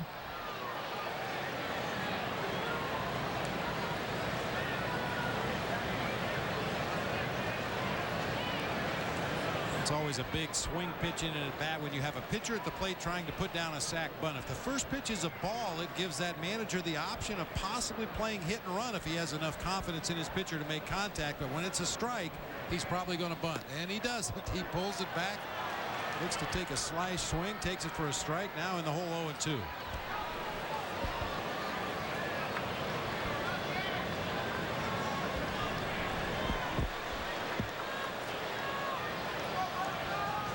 2 strikes on the pitcher Arroyo.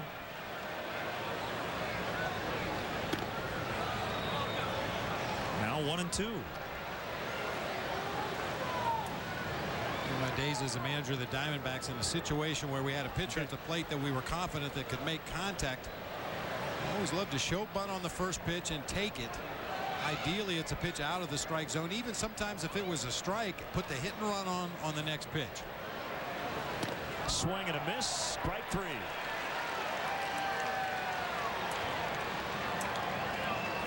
So Arroyo has struck out 3 times tonight.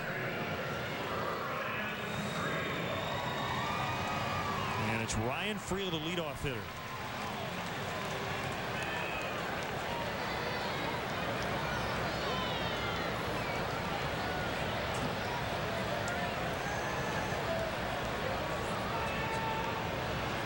Quick throw to first, and Ross back at plenty of time.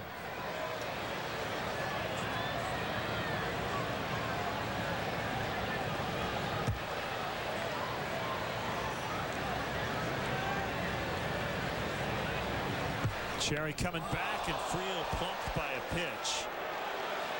So the Reds have 2 base runners without a hit, a walk, and then 2 batters later a hit batter. That's 3 hit batters tonight. Kendall got hit for the Cubs, Keppinger and Friel for the Reds.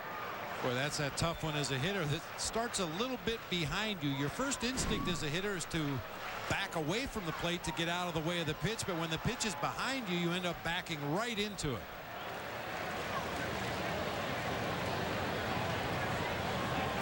Well, the Reds have had all kinds of chances tonight. They have left runners on in every inning. Rich Hill able to escape in the 5th inning. He allowed the first 2 to get on base, but did not give up a run.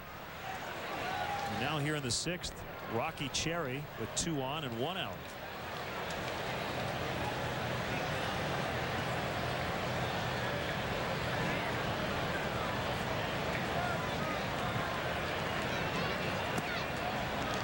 Slider low and outside.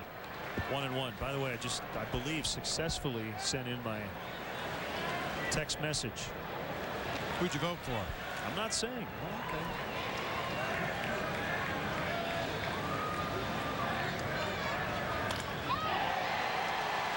Soriano will chase it down, and he dropped the baseball, and the Reds will try to get 2. The throw goes towards second. And it's now 4-1. Ross was going to score either way, but after that ball got away from Soriano, Friel was able to come around from first and score.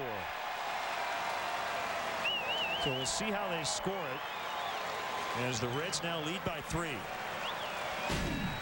A well-hit ball into the gap in left center. We've talked about the rain throughout the evening. This ball kind of hydroplanes and almost scoots past Soriano. He's able to reach out at the last instant and get the ball, but because he was so far extended just to get to the ball, as he spins around to throw, he loses the handle. Fortunately, Jock Jones right there, but with Ryan Friel's speed and aggressiveness on the bases, he scored easily. And that'll be it for Rocky Cherry. Left-hander Will Oman is coming in with Griffey due up. It's 4-1 Reds. The Chicago Cubs strongly encourage the use of public transportation. The CTA offers a variety of options, including the Red Line, which stops right at Wrigley Field at the Addison Station. If you must drive, try the remote parking operation at DeVry University. Located near the Addison and Rockwell intersection, the remote lot offers parking and an express bus for just $6. For another option, try riding your bike. The Cubs provide a free bike check at the car wash at Clark and Waveland. For more details, call the CTA hotline at 773-836-7000 or visit Cubs.com. We know you like style. We know you like performance. We thought you'd like fuel economy as well. With the Pontiac G6, you get the same highway fuel economy as Camry, with even more power. The new Pontiac, designed for action. During the Pontiac Summer Sell Down, get into a 2007 G6 sedan starting at $16,895. Hurry, inventory limited. For more information, visit PontiacDrive.com. Your inspiration. Your support system. Your rock. Your brothers. Your sidekick. your foundation, your reflection, your crew, your future. Whatever your reason, drink responsibly. You've waited more than 5 months. You've counted down the days. You've anticipated every minute. Now, finally, the Bears are back. The defending conference champs hit training camp to gear up for the 07 season. And Comcast Sportsnet is with them every step of the way. From interviews on Chicago Tribune Live to the most in-depth news on Sports Night, Comcast Sportsnet is a Bears fan's best friend this summer. Don't miss Bears training camp reports every night on Comcast Sportsnet. Fans' best friend. So here's left-hander Will Oman. The scoring on that last play, a double by Keppinger. He gets 1 RBI. And Soriano charged with his 5th error, all in the last couple of weeks, allowing Friel to score as well.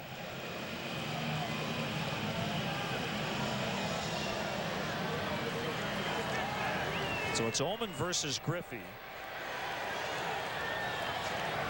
Pete McCannon splitting up his left-handed power hitters. After Griffey, it's Phillips and then Adam Dunn. Keppinger at second base, 1 out, and the Reds leading 4-1.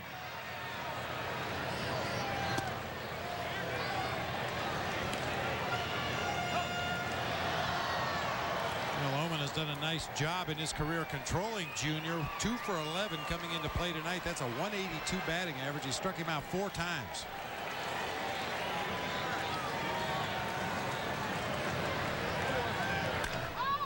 Up the middle, they had the shift on, so Terrio will throw out Griffey. Normally that's a single into center, scoring a run, but not against the shift.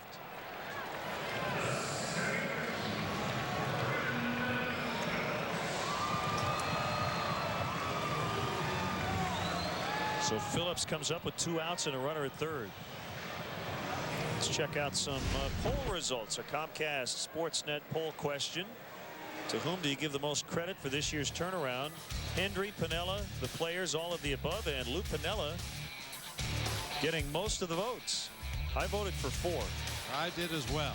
When things go good, everybody gets the credit. When things go bad, everybody has to take their share of the blame. Jim Hendry's made some big moves in the offseason, some subtle moves during the course of the season. Certainly Lou Piniella has had a big influence on the turnaround of this ball club, and the players have done their part as well. Well, he'll be the first to tell you you can't win without good players. And I think any good manager would tell you that. Yep. It's amazing how smart you are when you have good players.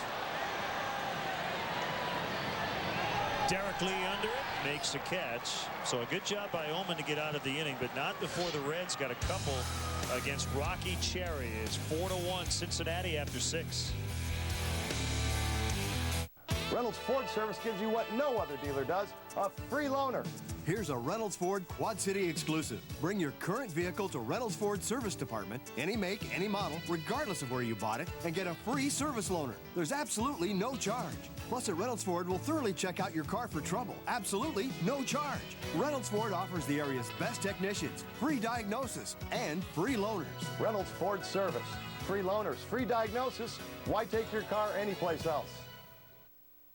Menards is your Hunter fan headquarters. Installing a new ceiling fan from Hunter can save up to 40% on your cooling costs. Check out our great selection of new styles, and all with a lifetime warranty. The 48-inch Paxton model features a new bronze finish with a swirl glass light fixture, just $84, or the 52-inch Hayden model has an elegant cocoa finish with hand-carved walnut wood blades and amber Scavo glass lights, only $129.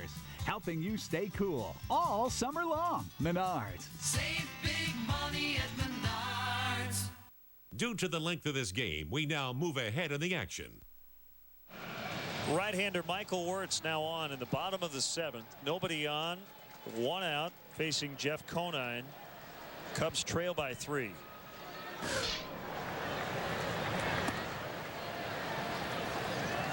Solid outing from Will Oman tonight. Got the last 2 outs in the 6th inning against Ken Griffey Jr., Brandon Phillips, and then retires Adam Dunn to lead off the 7th inning here. Turns the ball over to Michael Wirtz to attack these right-handers at the bottom of the Reds order. Got that slide piece over, 1-1.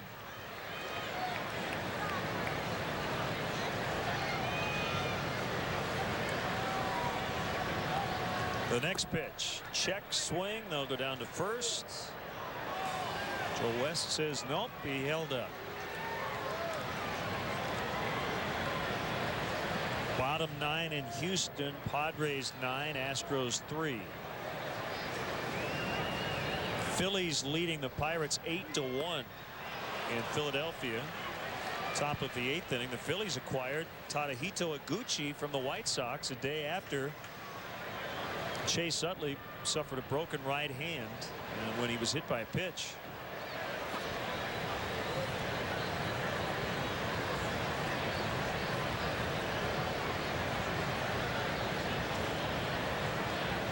Two in the dirt.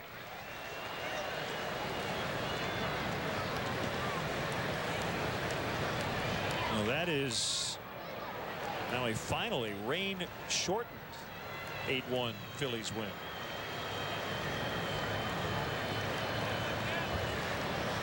Utley will probably miss 3 to 4 weeks. Had a pin placed in his hand. This is going to be a tough play. Wirtz over to first, and Lee will not even make an attempt. So Conine with his 3rd hit and his 2nd infield hit tonight.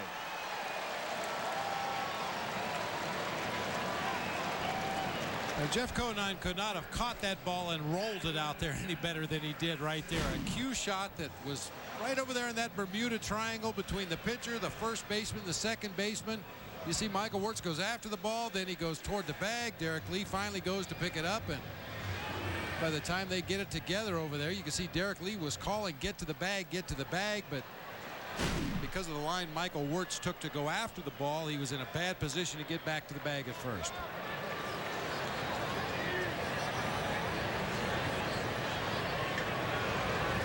Swing and a miss by Encarnacion. Back to Utley. Actually, the story says he could miss 3 to 4 weeks after having surgery today. And Cubs catch a break, no pun intended, in that Utley, one of the league leading hitters, will not be in that series. A 4-gamer coming up at Wrigley Field on the next homestand. 2 strikes on Encarnacion.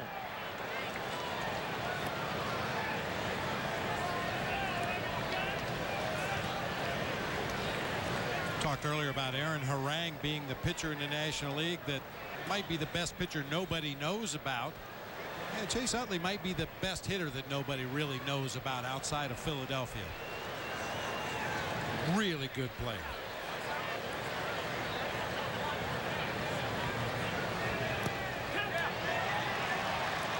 And I guess it just touched part of the bat, so that became a foul tip and a strikeout.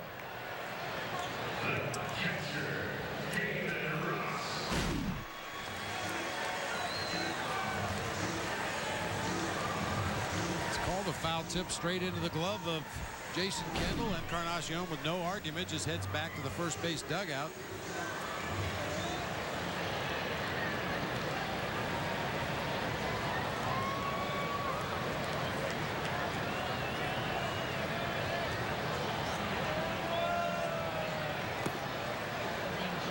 David Ross back in the Reds lineup a couple of days after suffering a dislocated right pinky finger on a headfirst slide, one of Bob's favorite maneuvers.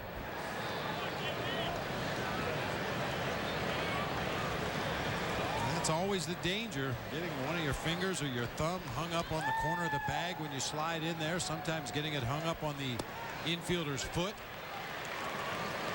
We'll get a look at it back on Wednesday against the Brewers. David Ross chugging into second base and jammed that right hand hard into the bag at second. And that was the result.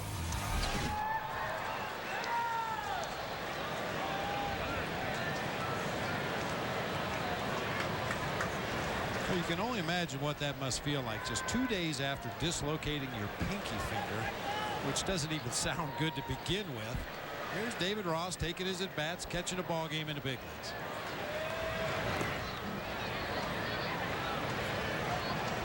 It's just a little finger out there toward the end. It's not that big of a deal.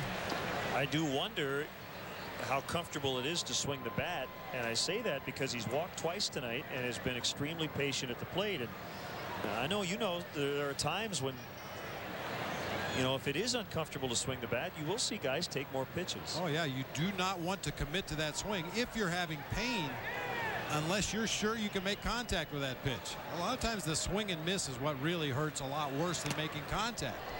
And I would think with a dislocated pinky on Wednesday, the thing that probably hurts the worst for David Ross is making bad contact, hitting the ball out near the end of the bat or down near the trademark, where you get that vibration through the bat into your hands and up your arms. I would imagine that would cause him some discomfort.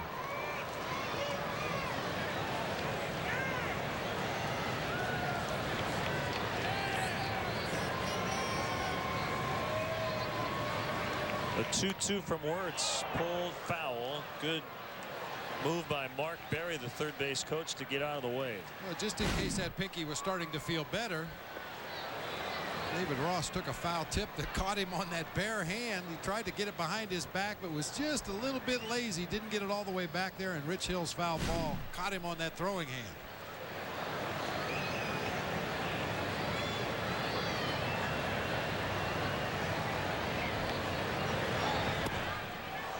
Slider's just a little bit away, 3-2, and that'll allow Conine to get a head start on the payoff pitch that'll be coming up.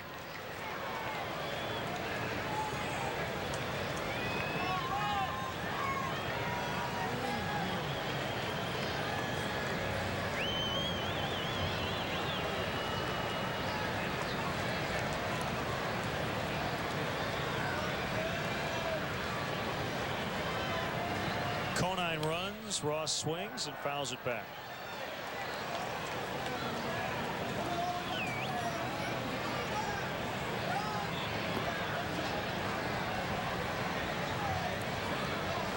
Big hits tonight for the Reds. The home run by Encarnacion to give them a 2-1 lead in the fourth.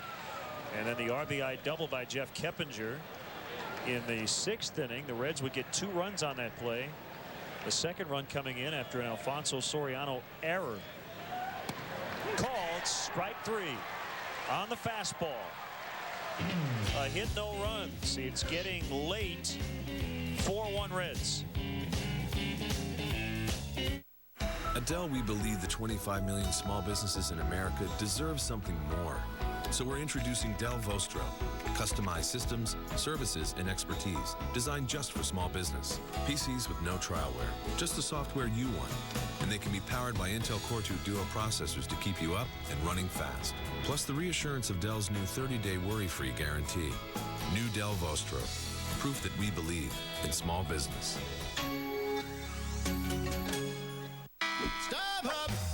Where should we sit? Right at first base. Wait, how about along the third baseline? Wow, this is great. Just like having season tickets. Looking for great seats? Buy tickets from other fans. Have extra tickets? Sell them to other fans. Go to StubHub.com today for tickets to the hottest sports, concert, and theater events, even if they're sold out. Peanuts. Hey, there's still tickets right behind home plate. Let's go for it. StubHub, your choice, your ticket, your experience. StubHub!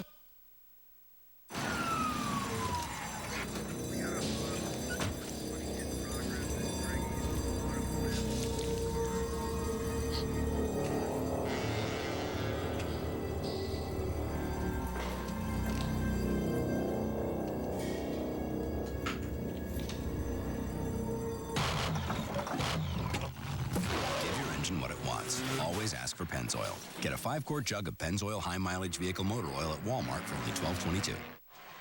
It's 4-1 Cincinnati, and while we have a moment, they had a moment of silence before the game. And Norris Hopper now playing left in memory of former Xavier University men's basketball coach Skip Prosser, who died yesterday at age 56 after jogging near Wake Forest University. He was a very popular coach here in Cincinnati. And also Mary Grand, the mother of FSN Ohio broadcaster and our good friend George Grand. So our condolences to George and his family. His mom passed away at age 101.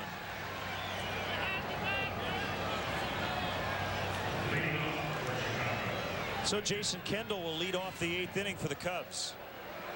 And Matt Merton has a bat in the on-deck circle. Matt just got called up tonight and was red hot at AAA Iowa. So he'll pinch hit for Michael Wirtz and hoping he bats with a runner on. Arroyo has gone the distance. This is pitch number 108 of his evening. Ball one on Kendall.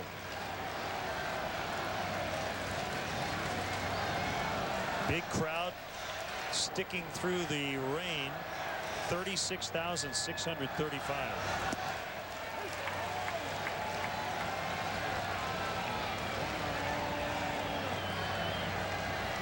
And it's not raining right now.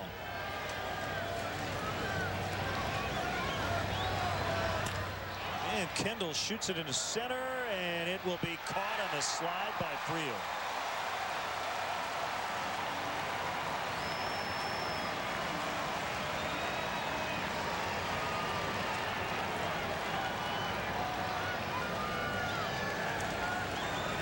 So here's a pinch hitter, Merton.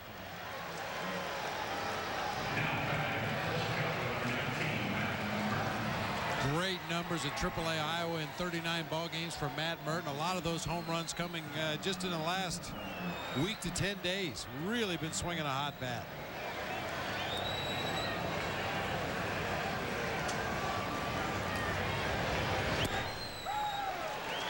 And coincidentally, back here in Cincinnati, Matt Merton was the Cubs opening day starting left fielder on April 2nd.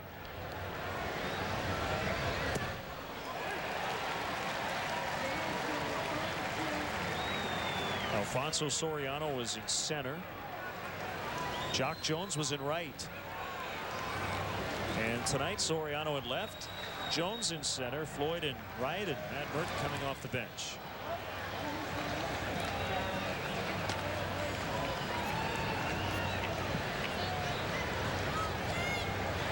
Seems like a long time ago, doesn't it? Boy, it sure does. Matt Merton hit second in the lineup on opening day.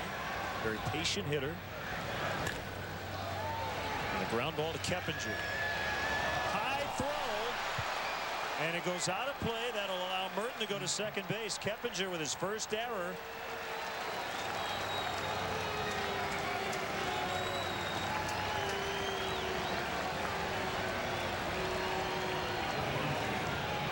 Boy, that was routine. And we'll see if the Cubs can take advantage. And the real factor there was Matt Merton was leaning out of the batter's box as he made contact with that ball. Kind of had a head start down that first baseline, and when Keppinger looked up and saw how close to the bag he was, he rushed his throw and airmailed it into that camera pit down the first baseline.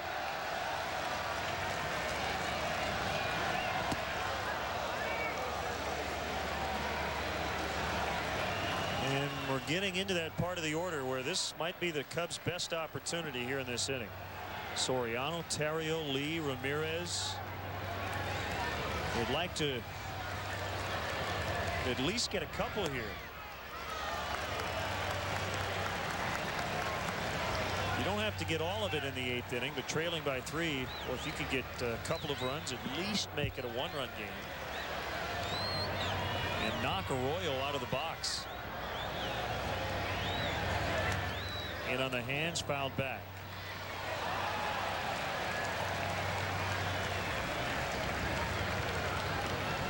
Well, one early trend for Pete Mackanin. He's not afraid to let his 2 horses go deep. Aaron Harang's last start, he went 10 innings.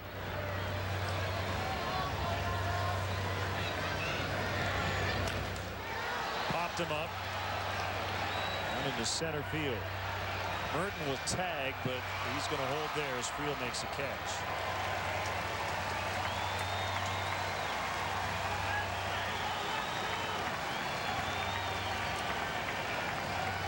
And I think one of the reasons Pete Mackanin has allowed Harang and Arroyo to go deep is those bullpen issues that we mentioned earlier. That'll usually make up your mind for you. When your bullpen stinks, you tend to go with your starters a little longer. They've really had some problems down there in the pen this year for the Reds.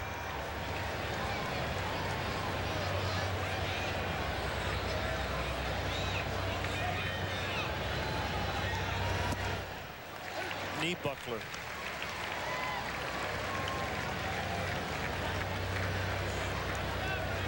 About a line shot base hit into right to score a run and bring up Derek Lee as the tying run.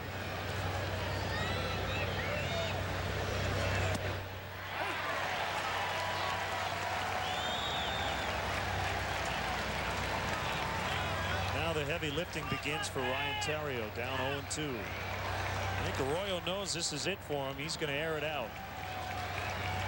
Over 120 pitches on the night.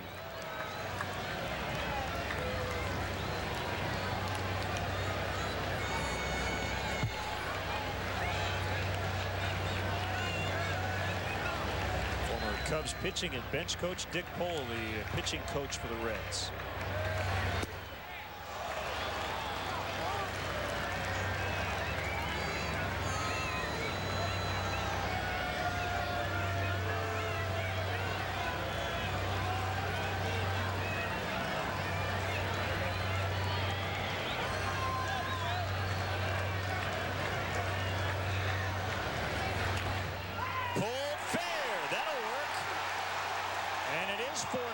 Theriot on his way to second base.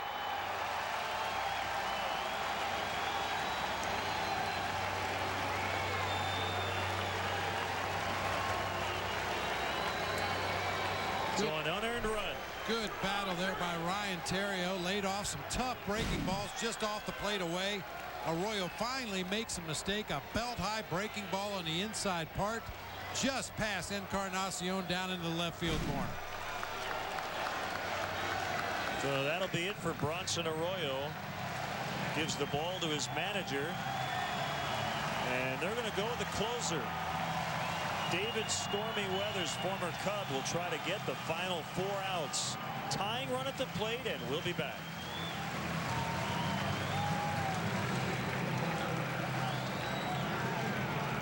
As the number of overweight children in the U.S. tripled over the last 40 years, and with 70% of these children at risk to become obese as adults, developing a healthy lifestyle at a young age is extremely important. The Chicago Bulls are doing their part to combat obesity in Chicago's youth by creating the Energizables Fitness Program. This innovative program promotes healthy nutritional habits and fitness exercises through Hop Sports, a unique interactive multimedia platform.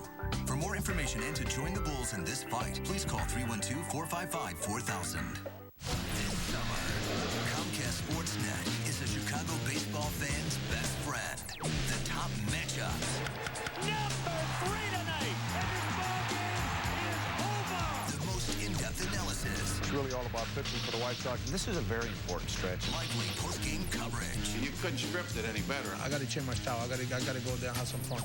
And the most Cubs and Sox news every night on Sports Night. Comcast Sportsnet, fans' best friend. The Reds double switch. Scott Hatteberg comes in to play first base and will bat ninth, meaning he'll lead off the bottom of the 8th. And because of those bullpen problems, that bridge from the starter to the closer has been a problem. So he's not even going to go to a setup guy. He's going to go right to David Weathers. Stormy, his last time out, picked up a 2-inning save versus Milwaukee. He's trying to get the final 4 outs facing Derek Lee, and Derek has not had much success against Weathers. Boy, it doesn't matter what kind of bridge you have in your bullpen. When you have a closer with these kind of numbers against a hitter like Derek Lee, you bring him into the ballgame. Derek Lee, lifetime 1 for 18 against David Weathers, and that was a single in his second at bat against the right-hander. Well, hopefully that means he's due. 1 ball, 1 strike. Nothing fancy from David Weathers. Pretty much sinker slider. There's the slider. 1-2.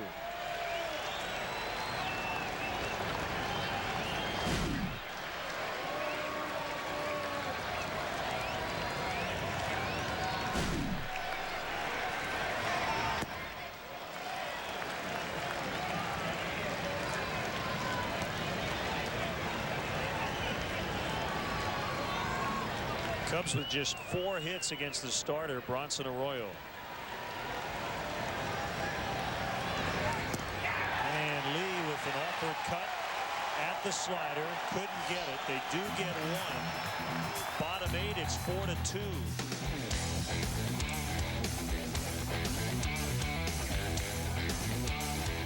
You never know who's going to drop by on Chicago Tribune Live. Ryan Terrio, Dennis Savard, Mark Burley. You know, I went up to Toby and Danks, I think the 5th inning, I told him, I said, you guys know I got a no-hitter going? Rich Hill, David Stern, John Paxson. If it's the right deal, obviously you go ahead and jump at it. John Danks, Rex Grossman. My goal is to have single-digit interceptions and 30 touchdowns. Chicago Tribune Live, presented by your Chicagoland and Northwest Indiana Chevy dealers. Weeknights at 5:30 on Comcast Sportsnet. Experience the excitement of international cycling on Saturday and Sunday, August 11th and 12th at the 2nd Annual Alexian Brothers Tour of Elk Grove. The world's top professional and amateur athletes will compete in 13 races for $200,000 in prize money. This free event includes a fireworks display on Saturday night and a fun ride and big wheel race for children on Sunday. Be a part of the Tour of Elk Grove International Cycling Classic on August 11th and 12th. For more information, visit tourofelkgrove.com. Time now for the Sharp Aquas detail of the game. It was 1-0 Cubs in the 2nd inning, and Ryan Friel not only stole away a hit from Jock Jones, but also took away a run because Mark DeRosa was at second base at the time, and he easily would have scored. Talk a lot about momentum in the game of baseball. That was a defensive play that swung the momentum in favor of the Reds. So that kept it 1-0. The Reds would tie it in the 3rd, take the lead in the 4th, 2 more in the 6th. The Cubs coming back with 1 in the 8th. And Scott Air tries to keep Cincinnati at 4. They'll face Scott Hatteberg, who just came in. And in the 9th, the Cubs will have a chance. Ramirez, Floyd, and DeRosa against David Weathers. But it goes hand in hand. A big part of that means Scott Air has to work a clean 8th. Scott Hatteberg lifts it to right. No problem. Cliff Floyd, 1 out.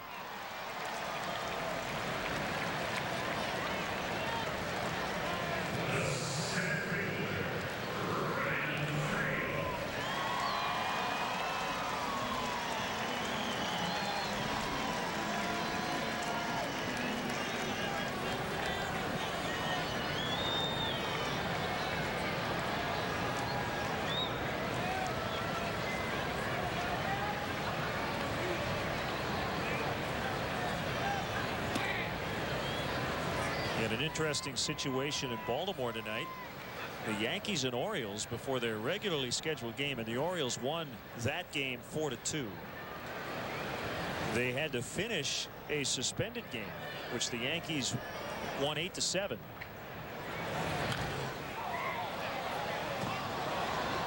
And what made it interesting is, and that game was played on June 28th, started on June 28th and ended tonight, with A-Rod sitting on 499 home runs. If he had homered in the completion of the suspended game, which he did not, but if he had, it would not have been his 500th home run.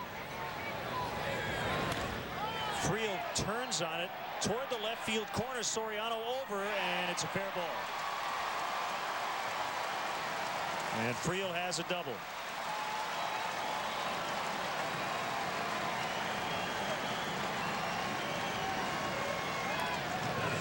Big night for Ryan Friel. He's already scored twice. A little cut fastball, maybe a slider that ended up down and in. Soriano chases it all the way to the corner where it drops about a foot fair. Rattles around down there. The base of the foul pole. Friel ends up at second base.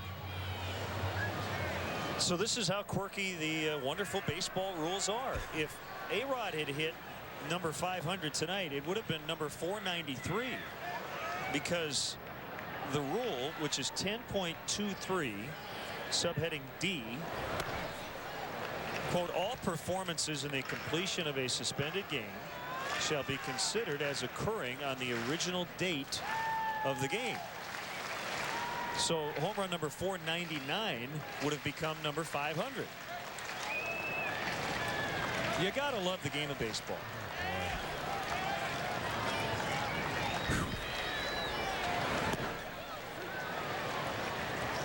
Now I guess A-Rod has number 499, and it'll stay 499 because he didn't hit number 493 in the suspended game.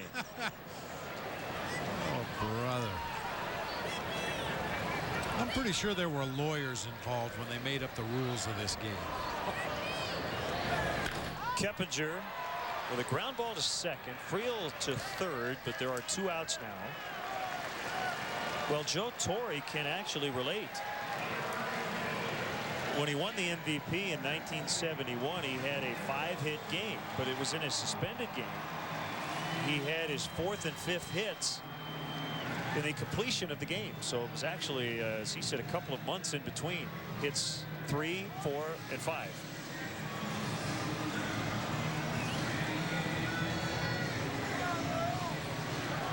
Well, Lupinella walking out.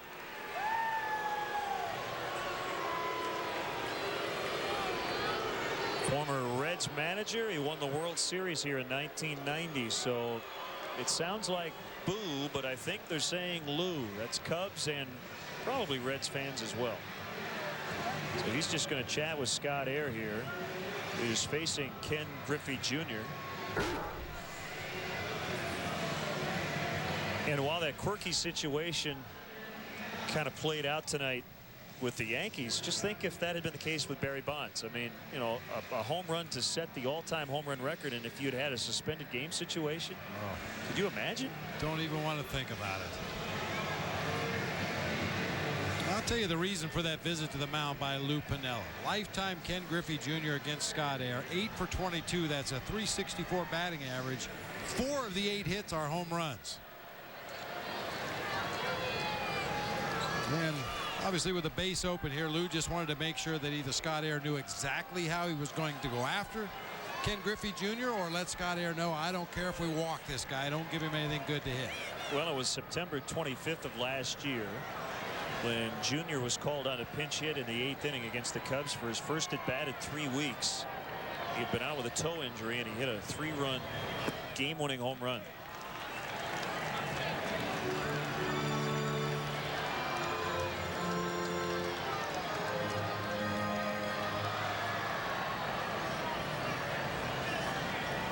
So that was one of those home runs against Scott Air. It's lightly raining again, but not very hard.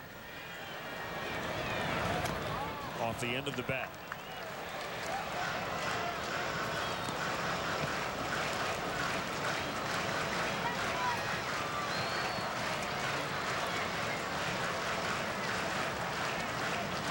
Well, we normally like to walk back to the team hotel here in Cincinnati, but we'll have to gauge the rain.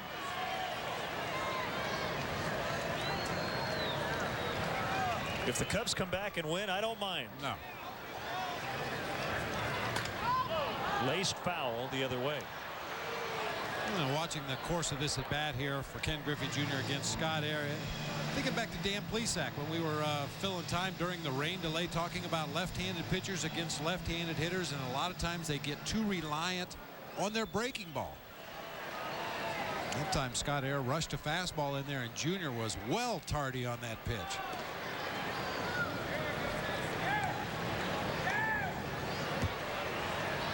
One slider away, or rather Scott Air one slider away, shook to get to it.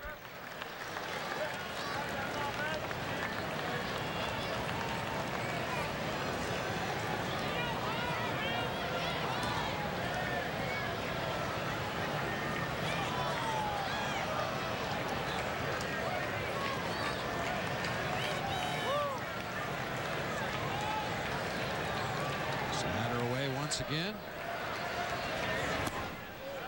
Just off the plate away. By the way, do we have a name for the prickly rubber contraption behind the pitcher's mound that has gotten a lot of use tonight? I don't know that it has a name. Prickly rubber contraction or contraption sounds good.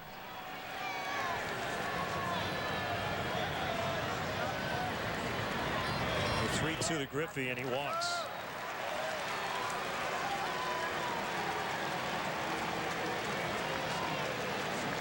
And that'll be it for Air. Called a cleat cleaner. I like that, yeah.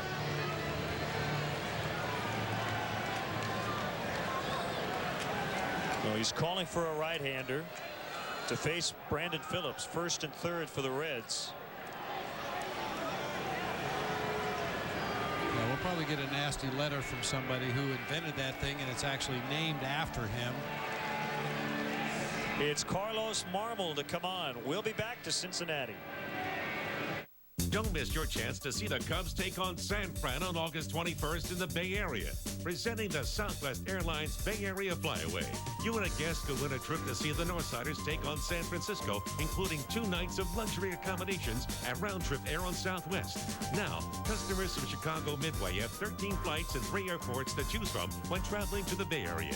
Enter the Southwest Airlines Bay Area Flyaway right now on ComcastSportsNet.com. Fans' best friend.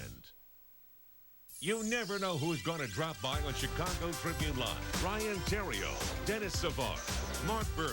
You know, I went up to Toby and Danks. I think the 5th inning, I told him, I said, you guys know I got a no-hitter going? Rich Hill, David Stern, John Paxson. But if it's the right deal, obviously you go ahead and jump at it. John Danks, Rex Grossman. My goal is to have single-digit interceptions and 30 touchdowns. Chicago Tribune Live, presented by your Chicagoland and Northwest Indiana Chevy dealers. Weeknights at 5:30 on Comcast Sportsnet.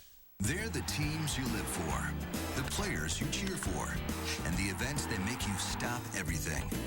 Whatever side you're on, whatever captures your interest most, there's one common bond that unites us all. We all share a passion for Chicago sports. That's why fans like you need a television home devoted solely to you. The games, the news, the analysis, and everything else you desire. It's all right here on Comcast Sportsnet, fans' best friend.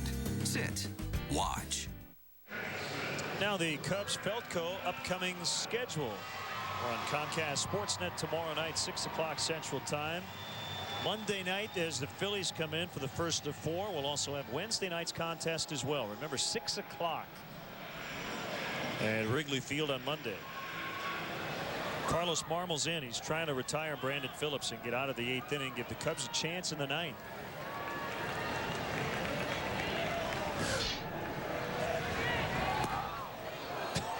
Well, Brandon Phillips completely gave up on that nasty slider. Had his back turned to the mound. It was called a strike.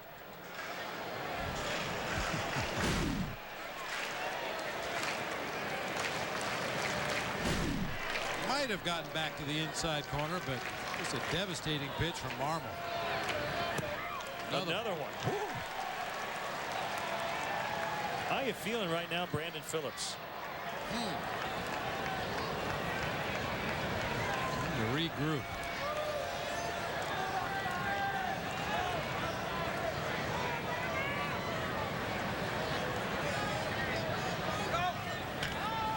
Fouled away, just completely bailed out. That's a fadeaway swing there. Griffey was running, by the way, with a pitch. Everything leaning backwards out of the batter's box as he barely makes contact and fouls that one out of play. He's taken a couple of very strange swings tonight. Remember how he flailed at strike 3 in his first at bat?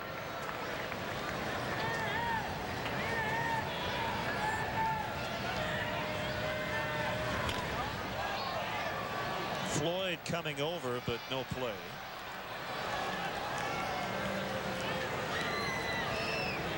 That was a big pitch of the sequence right there as well. After throwing in 3 straight sliders and getting some of the reactions we've seen from Brandon Phillips, Marmol just reared back through him a 94-mile-an-hour heater. He was well tardy on that. If you thought he was confused before, he has no idea what to look for now. Hard slider away. Here it is with Griffey running. Fly ball, right field, Cliff Floyd. And the 8th inning is over. Floyd, by the way, will hit second in the 9th. Behind it, Ramos Ramirez. Last chance for the Cubs, trailing 4-2. Every night, only one show brings you closer to the teams that matter most. Sports Night on Comcast Sportsnet. Highlights of the games you care about. Breaking news that has Chicago talking. Interviews with the biggest names. And the time to tell in-depth stories. If you're a fan of Chicago sports, then this is your show. Sports Night, every night at 6:30, 10, and midnight. Only on Comcast Sportsnet. Fans' best friend. Want to win a special Cubs collectible? Well, here's your chance. Comcast Sportsnet and the Cubs want to give you this limited edition iPod. To enter, tune into Sports Night. And every Thursday at 6:30, watch for the weekly iPod Cubs trivia question. Then log on to ComcastSportsNet.com and correctly answer the question to be automatically entered to win this limited edition iPod Nano. It's that easy. Watch Sports Night and win only on Comcast Sportsnet, fans' best friend. This summer, Comcast Sportsnet is a Chicago baseball fan's best friend. The top matchups. Number 3 tonight. And this ball game is over. The most in-depth analysis. It's really all about pitching for the White Sox. This is a very important stretch. Lively post-game coverage. You couldn't script it any better. I got to change my style. I got to go there and have some fun. And the most Cubs and Sox news every night on Sports Night. Comcast Sportsnet, fans' best friend. After the game, stick around for Cubs Post-Game Live. Get highlights of all the action and analysis from Dan Plesac. Don't miss Cubs Post-Game Live with Josh Mora and Dan Plesac from Cincinnati immediately following the game right here on Comcast Sportsnet, fans' best friend. And we hope to talking about a great late comeback win for the Cubs. That means they'll have to get at least 2 here in the ninth. David Weathers struck out Derek Lee to end the threat in the 8th inning after the Cubs closed the gap to 2. Bronson Arroyo, by the way, gave up 2 runs tonight. They were both unearned. So no earned runs in his 7 2/3.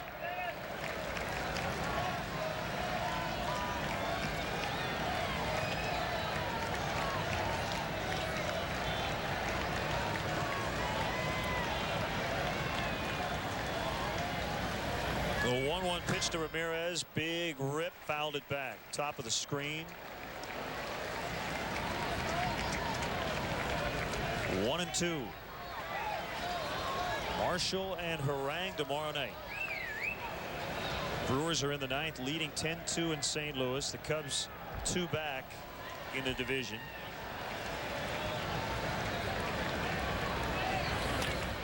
Pulled through the hole, base hit. And the tying run will step in.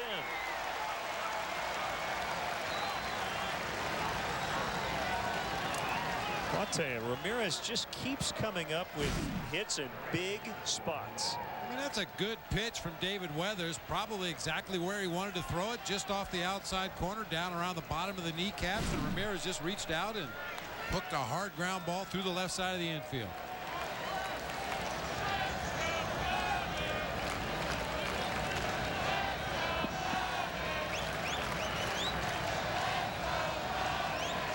Cub fans being heard now.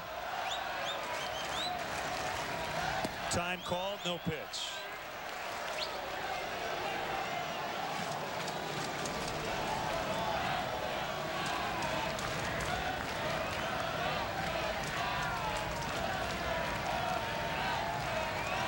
As we mentioned earlier, Barry Bonds with home run number 754 tonight at San Francisco, and he may get an opportunity to hit 755. That's because the Giants trail 6-2 in the bottom of the 4th. Pulled foul. That was struck well by Floyd, but wide of first base. And teams are much more likely to give Barry Bonds a chance if the game isn't close. And right now it's 6-2.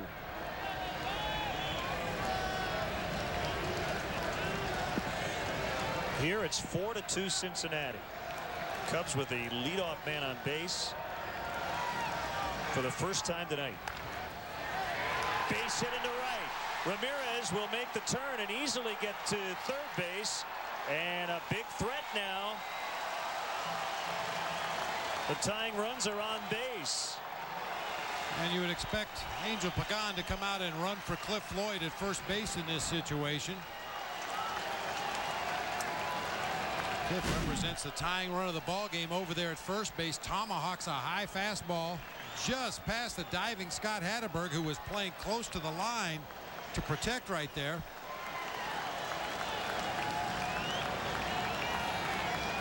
Need a little bit of a delay tactic. I saw Angel in the dugout, but he didn't have a helmet on yet, and here he comes.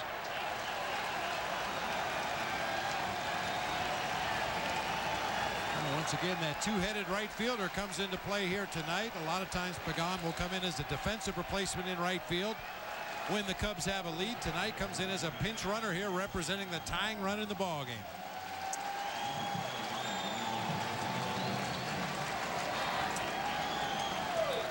First and third, nobody out. Reds don't care at all about Ramirez at third base. DeRosa with a base hit. 4-3. First and second. 3 straight singles to begin the ninth. That's 3 hits for Mark.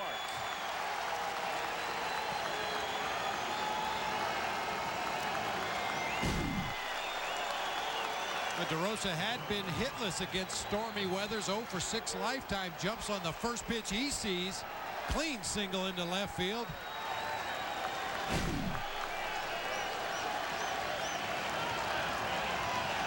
See what Lou chooses to do right here. Jock Jones could be asked to put down a sac bunt. He's done it twice this season. Not showing bunt, and he golfs it foul. It's the first earned run for the Cubs tonight. A 1-run game in the ninth.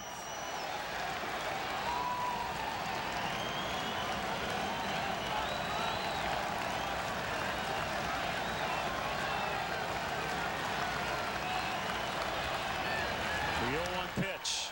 Ground ball right side. They'll get 1 at second base. That's it. Pagan with a turn at third base, and Keppinger was keeping an eye on him. So a fielder's choice for Jock. First and third, 1 out.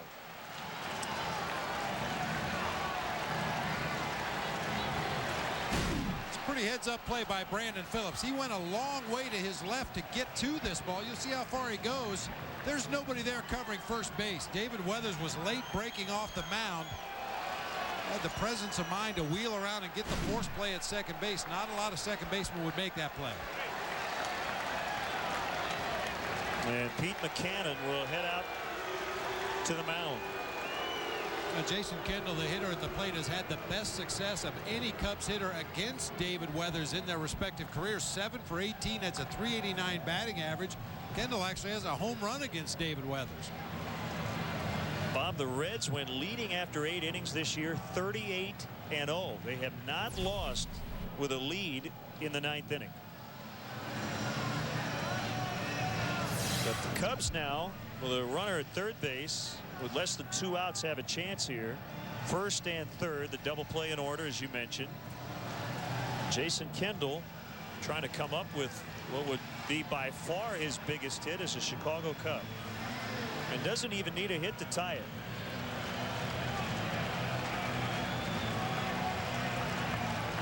Let's just say this. This is by far his biggest at bat as a Cub.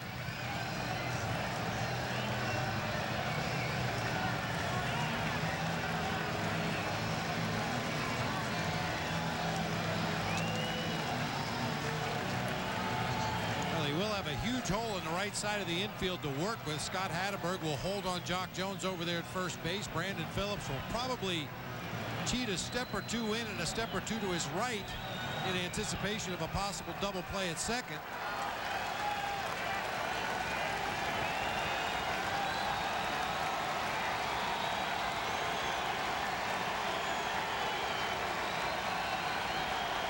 Here we go, the fake to third, just to see what the Cubs had up their sleeve.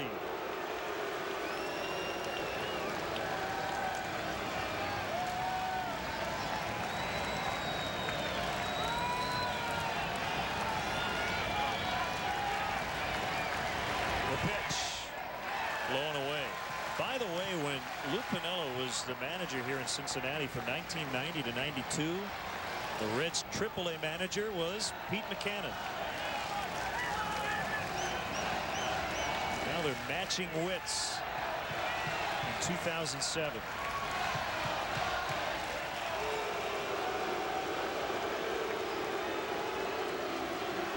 Fake to third, look back to first. Part of that is to hope that Jock Jones will commit over there at first base, maybe break early for second. Also, they're trying to see if Jason Kendall may commit something at home plate, if the Cubs might have a squeeze play on right here. 2-0. Fontenot on deck. In Marmol's spot.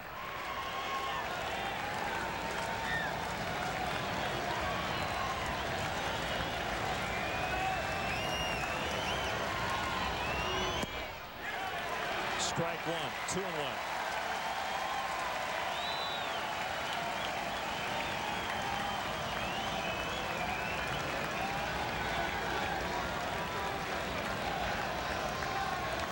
Usually a good hit and run count, good squeeze count. Weathers does not want to go to a 3-1 count to Jason Kendall. He'll probably get a good pitch to handle right here. Swings away, base hit, tie game. Jason Kendall with an RBI single, and it's 4-4.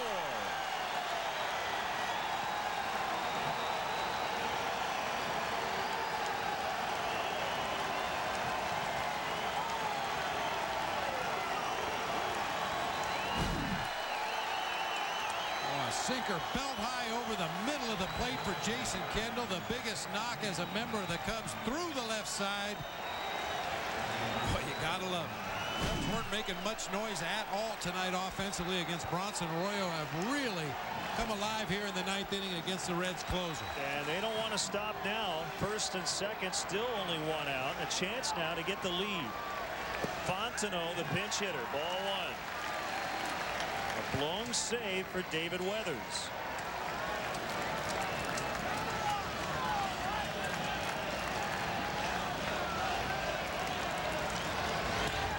Up the middle, base hit. Jones coming around. He'll try to score. Front of the plate. He is out. They got him. A collision at home plate. 3-0 to Ross. And we remain tied.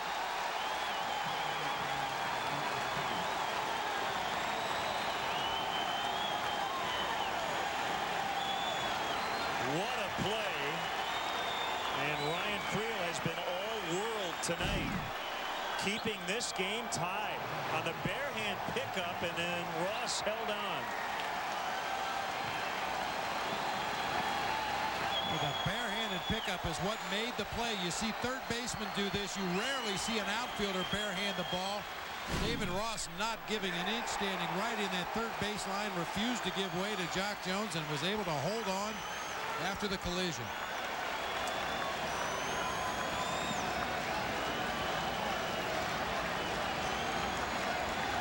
Fontenot with a fifth hit of the inning.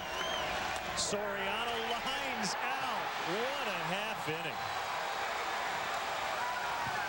So the Cubs can't take the lead, but they tie it with two big ones. Kendall tying it up. The Cubs tried to take the lead, but Dave Ross held on to get the out. It's 4-4. A shift has been made. Now power isn't sacrificed to achieve fuel efficiency. And cars that perform great on the road also perform great at the pump. Introducing the 36-mile-per-gallon Nissan Versa, 36-mile-per-gallon Sentra, 35-mile-per-gallon Altima. 3 powerful Nissan sedans with 35 miles per gallon or higher. All with 0.7% APR financing. Now, when you think power and fuel efficiency, think Nissan.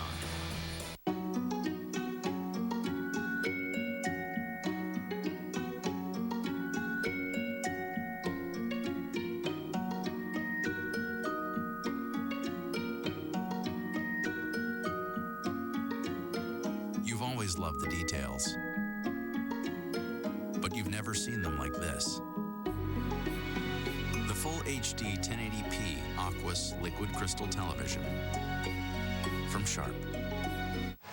Cubs with a frantic comeback in the top half of the ninth inning to score a couple of runs. A great play by Ryan Friel in center to cut down Jock Jones. It looked like he slowed down momentarily there around third base, but then turned it back on. Collision at home plate. David Ross able to hang on to the ball. Man.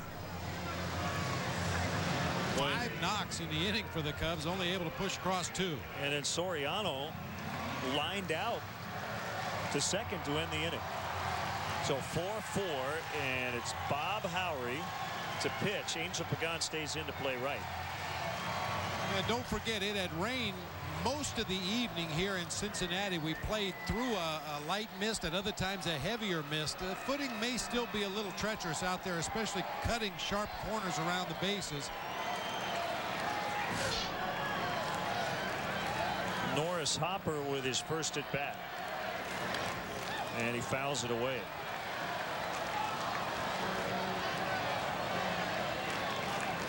Well, I think it's safe to say if it weren't for Ryan Friel, the Cubs would be ahead right now. I mean, he has made a couple of terrific defensive plays. He's gotten on base 3 times and has scored twice. Norris Hopper with an opposite field single. And remember what we talked about. If you've been with us since we hit the air, Pete Buchanan in his back pocket has one of the best clutch hitting pinch hitters in the game today, Javier Valentin, who already on this homestand has 2 game-ending RBI hits.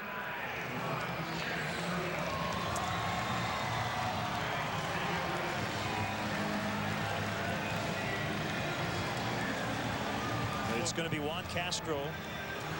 It's especially big for the Cubs to put a 0 up here in the bottom half of the 9th inning, obviously to make this game go on a little bit longer, but we've talked about that ineffective Reds bullpen other than David Weathers.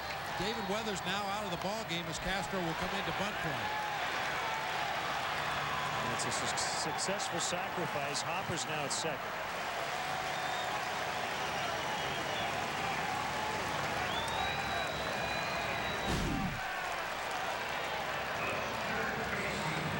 About Castro probably going to have elbow surgery at some point in the near future, but called up here, gets an opportunity to dump a sac bunt down the first base line, move Hopper into scoring position with 1 out.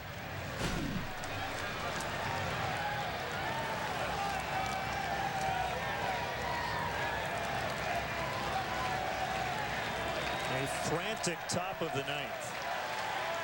And Bob Howard trying to settle things down here in the last of the 9th.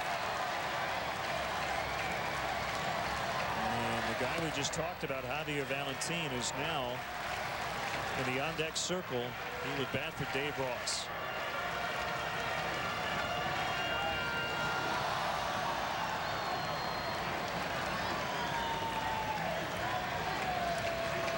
Encarnacion 1 for 4. The hit was a big one, a home run. Here's the 1-0 pitch. Fouled straight back.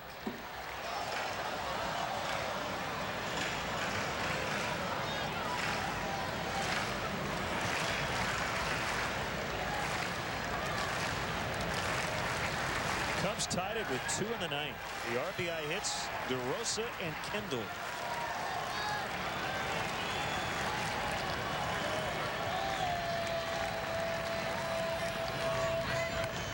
Didn't mean to. 1 and 2.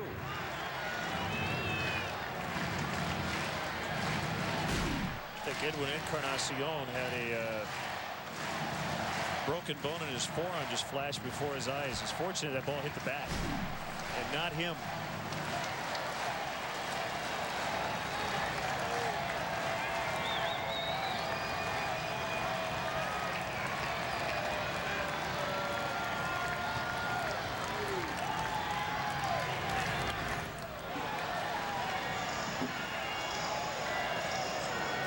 The blown save for David Weathers, his 5th. He's 20 for 25. Looks like the strawberries are in season for Edwin Encarnacion. He slide around head first, feet first. Those open wounds down there around the kneecap area. It looks like he's broken a couple of them open. Oh. 2 and 2.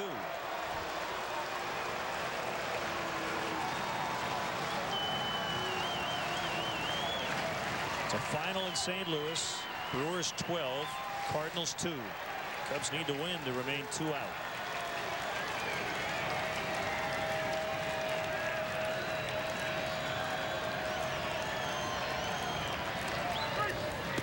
Outside.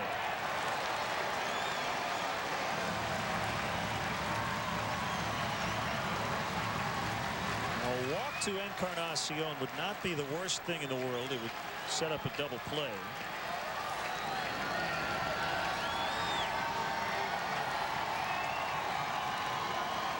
However, he wants to get this batter. The pitch. Bouncer. Fair. And the Reds are going to win it. Hopper scores. And the final tonight, the Reds 5, the Cubs 4. Well, they have done this celebration several times this week. They beat the Brewers 3 of 4. And heartbreak for the Cubs, who thought they were taking the lead in the top of the inning. But that bang-bang play at the plate quickly reversed the momentum, and they beat Bob Howard in the ninth. Edwin Encarnacion with a game-winning hit.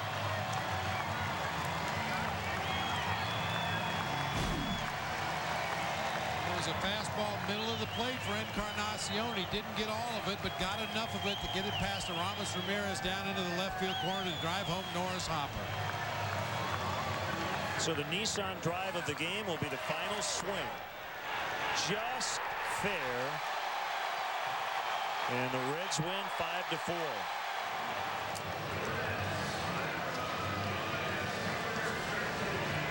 Well, another quirky baseball rule. We see it happen a lot. David Weathers, who blew the save, gets the win. And Bob Howery takes the loss. So Weathers 2-3. Howery dropping to 5-6. 3 hours 15 minutes as the Reds take game 1 of this series. So that'll do it for our game coverage, but stay tuned. Much more to come on Post Game Live. Once again, the final score tonight in a thriller: the Reds 5, the Cubs 4. Our next Cubs telecast here on Comcast Sportsnet will be tomorrow night. We'll hit the air at 6 o'clock Central Time. Left-hander Sean Marshall against right-hander Aaron Harang. In-game scoring provided by ScorePad. For Bob Brenly and our great crew, this is Len Casper. You've been watching Chicago Cubs baseball on Comcast Sportsnet. Stay tuned. Post Game Live coming up.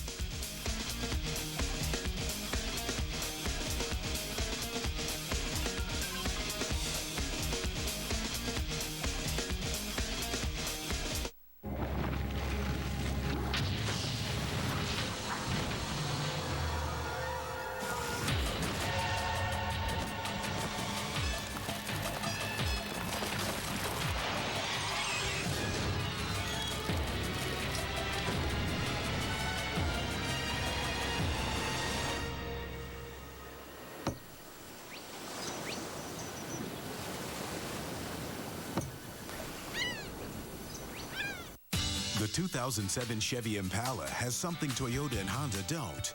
The GM 100,000-mile warranty. And OnStar, with help at the push of a button. And diagnostic checks emailed to you every month. Impala has you covered for the road ahead. Qualified lessees get a low-mileage lease on an 07 Chevy Impala LT for around $199 a month. Residency restrictions apply. Call for details. Qualified lessees get a low-mileage lease on an 07 Impala 1LT for around $199 a month. Cubs baseball on Comcast Sportsnet is brought to you in part by LoJack, the only stolen vehicle recovery system operated by the police. Bacardi Rum, if you're going to drink, be responsible. Geico, 15 minutes could save you 15% on car insurance. Visit us at geico.com or call 1-800-947-AUTO. And by Pontiac, 9 performance machines, all designed for action. See this guy right here? Well, he's been chipping at that wheel for over 15 years. That's nearly the entire time that I've been with InventHelp. Now it's my turn to tell you exactly why you should trust InventHelp with your idea or invention. Here are some facts. We have over 50 offices in major cities nationwide. We submit your idea to companies for potential review. Through our low-cost patent referral program, 10,000 of our clients have received patents. We hold Impex, the largest invention trade show in the country. You can trust a company that's been working with inventions for over 20 years. Everybody knows the caveman. They know InventHelp is the company to come to. I like to think we know what we're doing. We've been around for a long time. The bottom line is we're there to help. When I shake the inventor's hand, it's trust. And now you know the facts. Don't you think it's time to call? Oh, and if you don't see my friend here,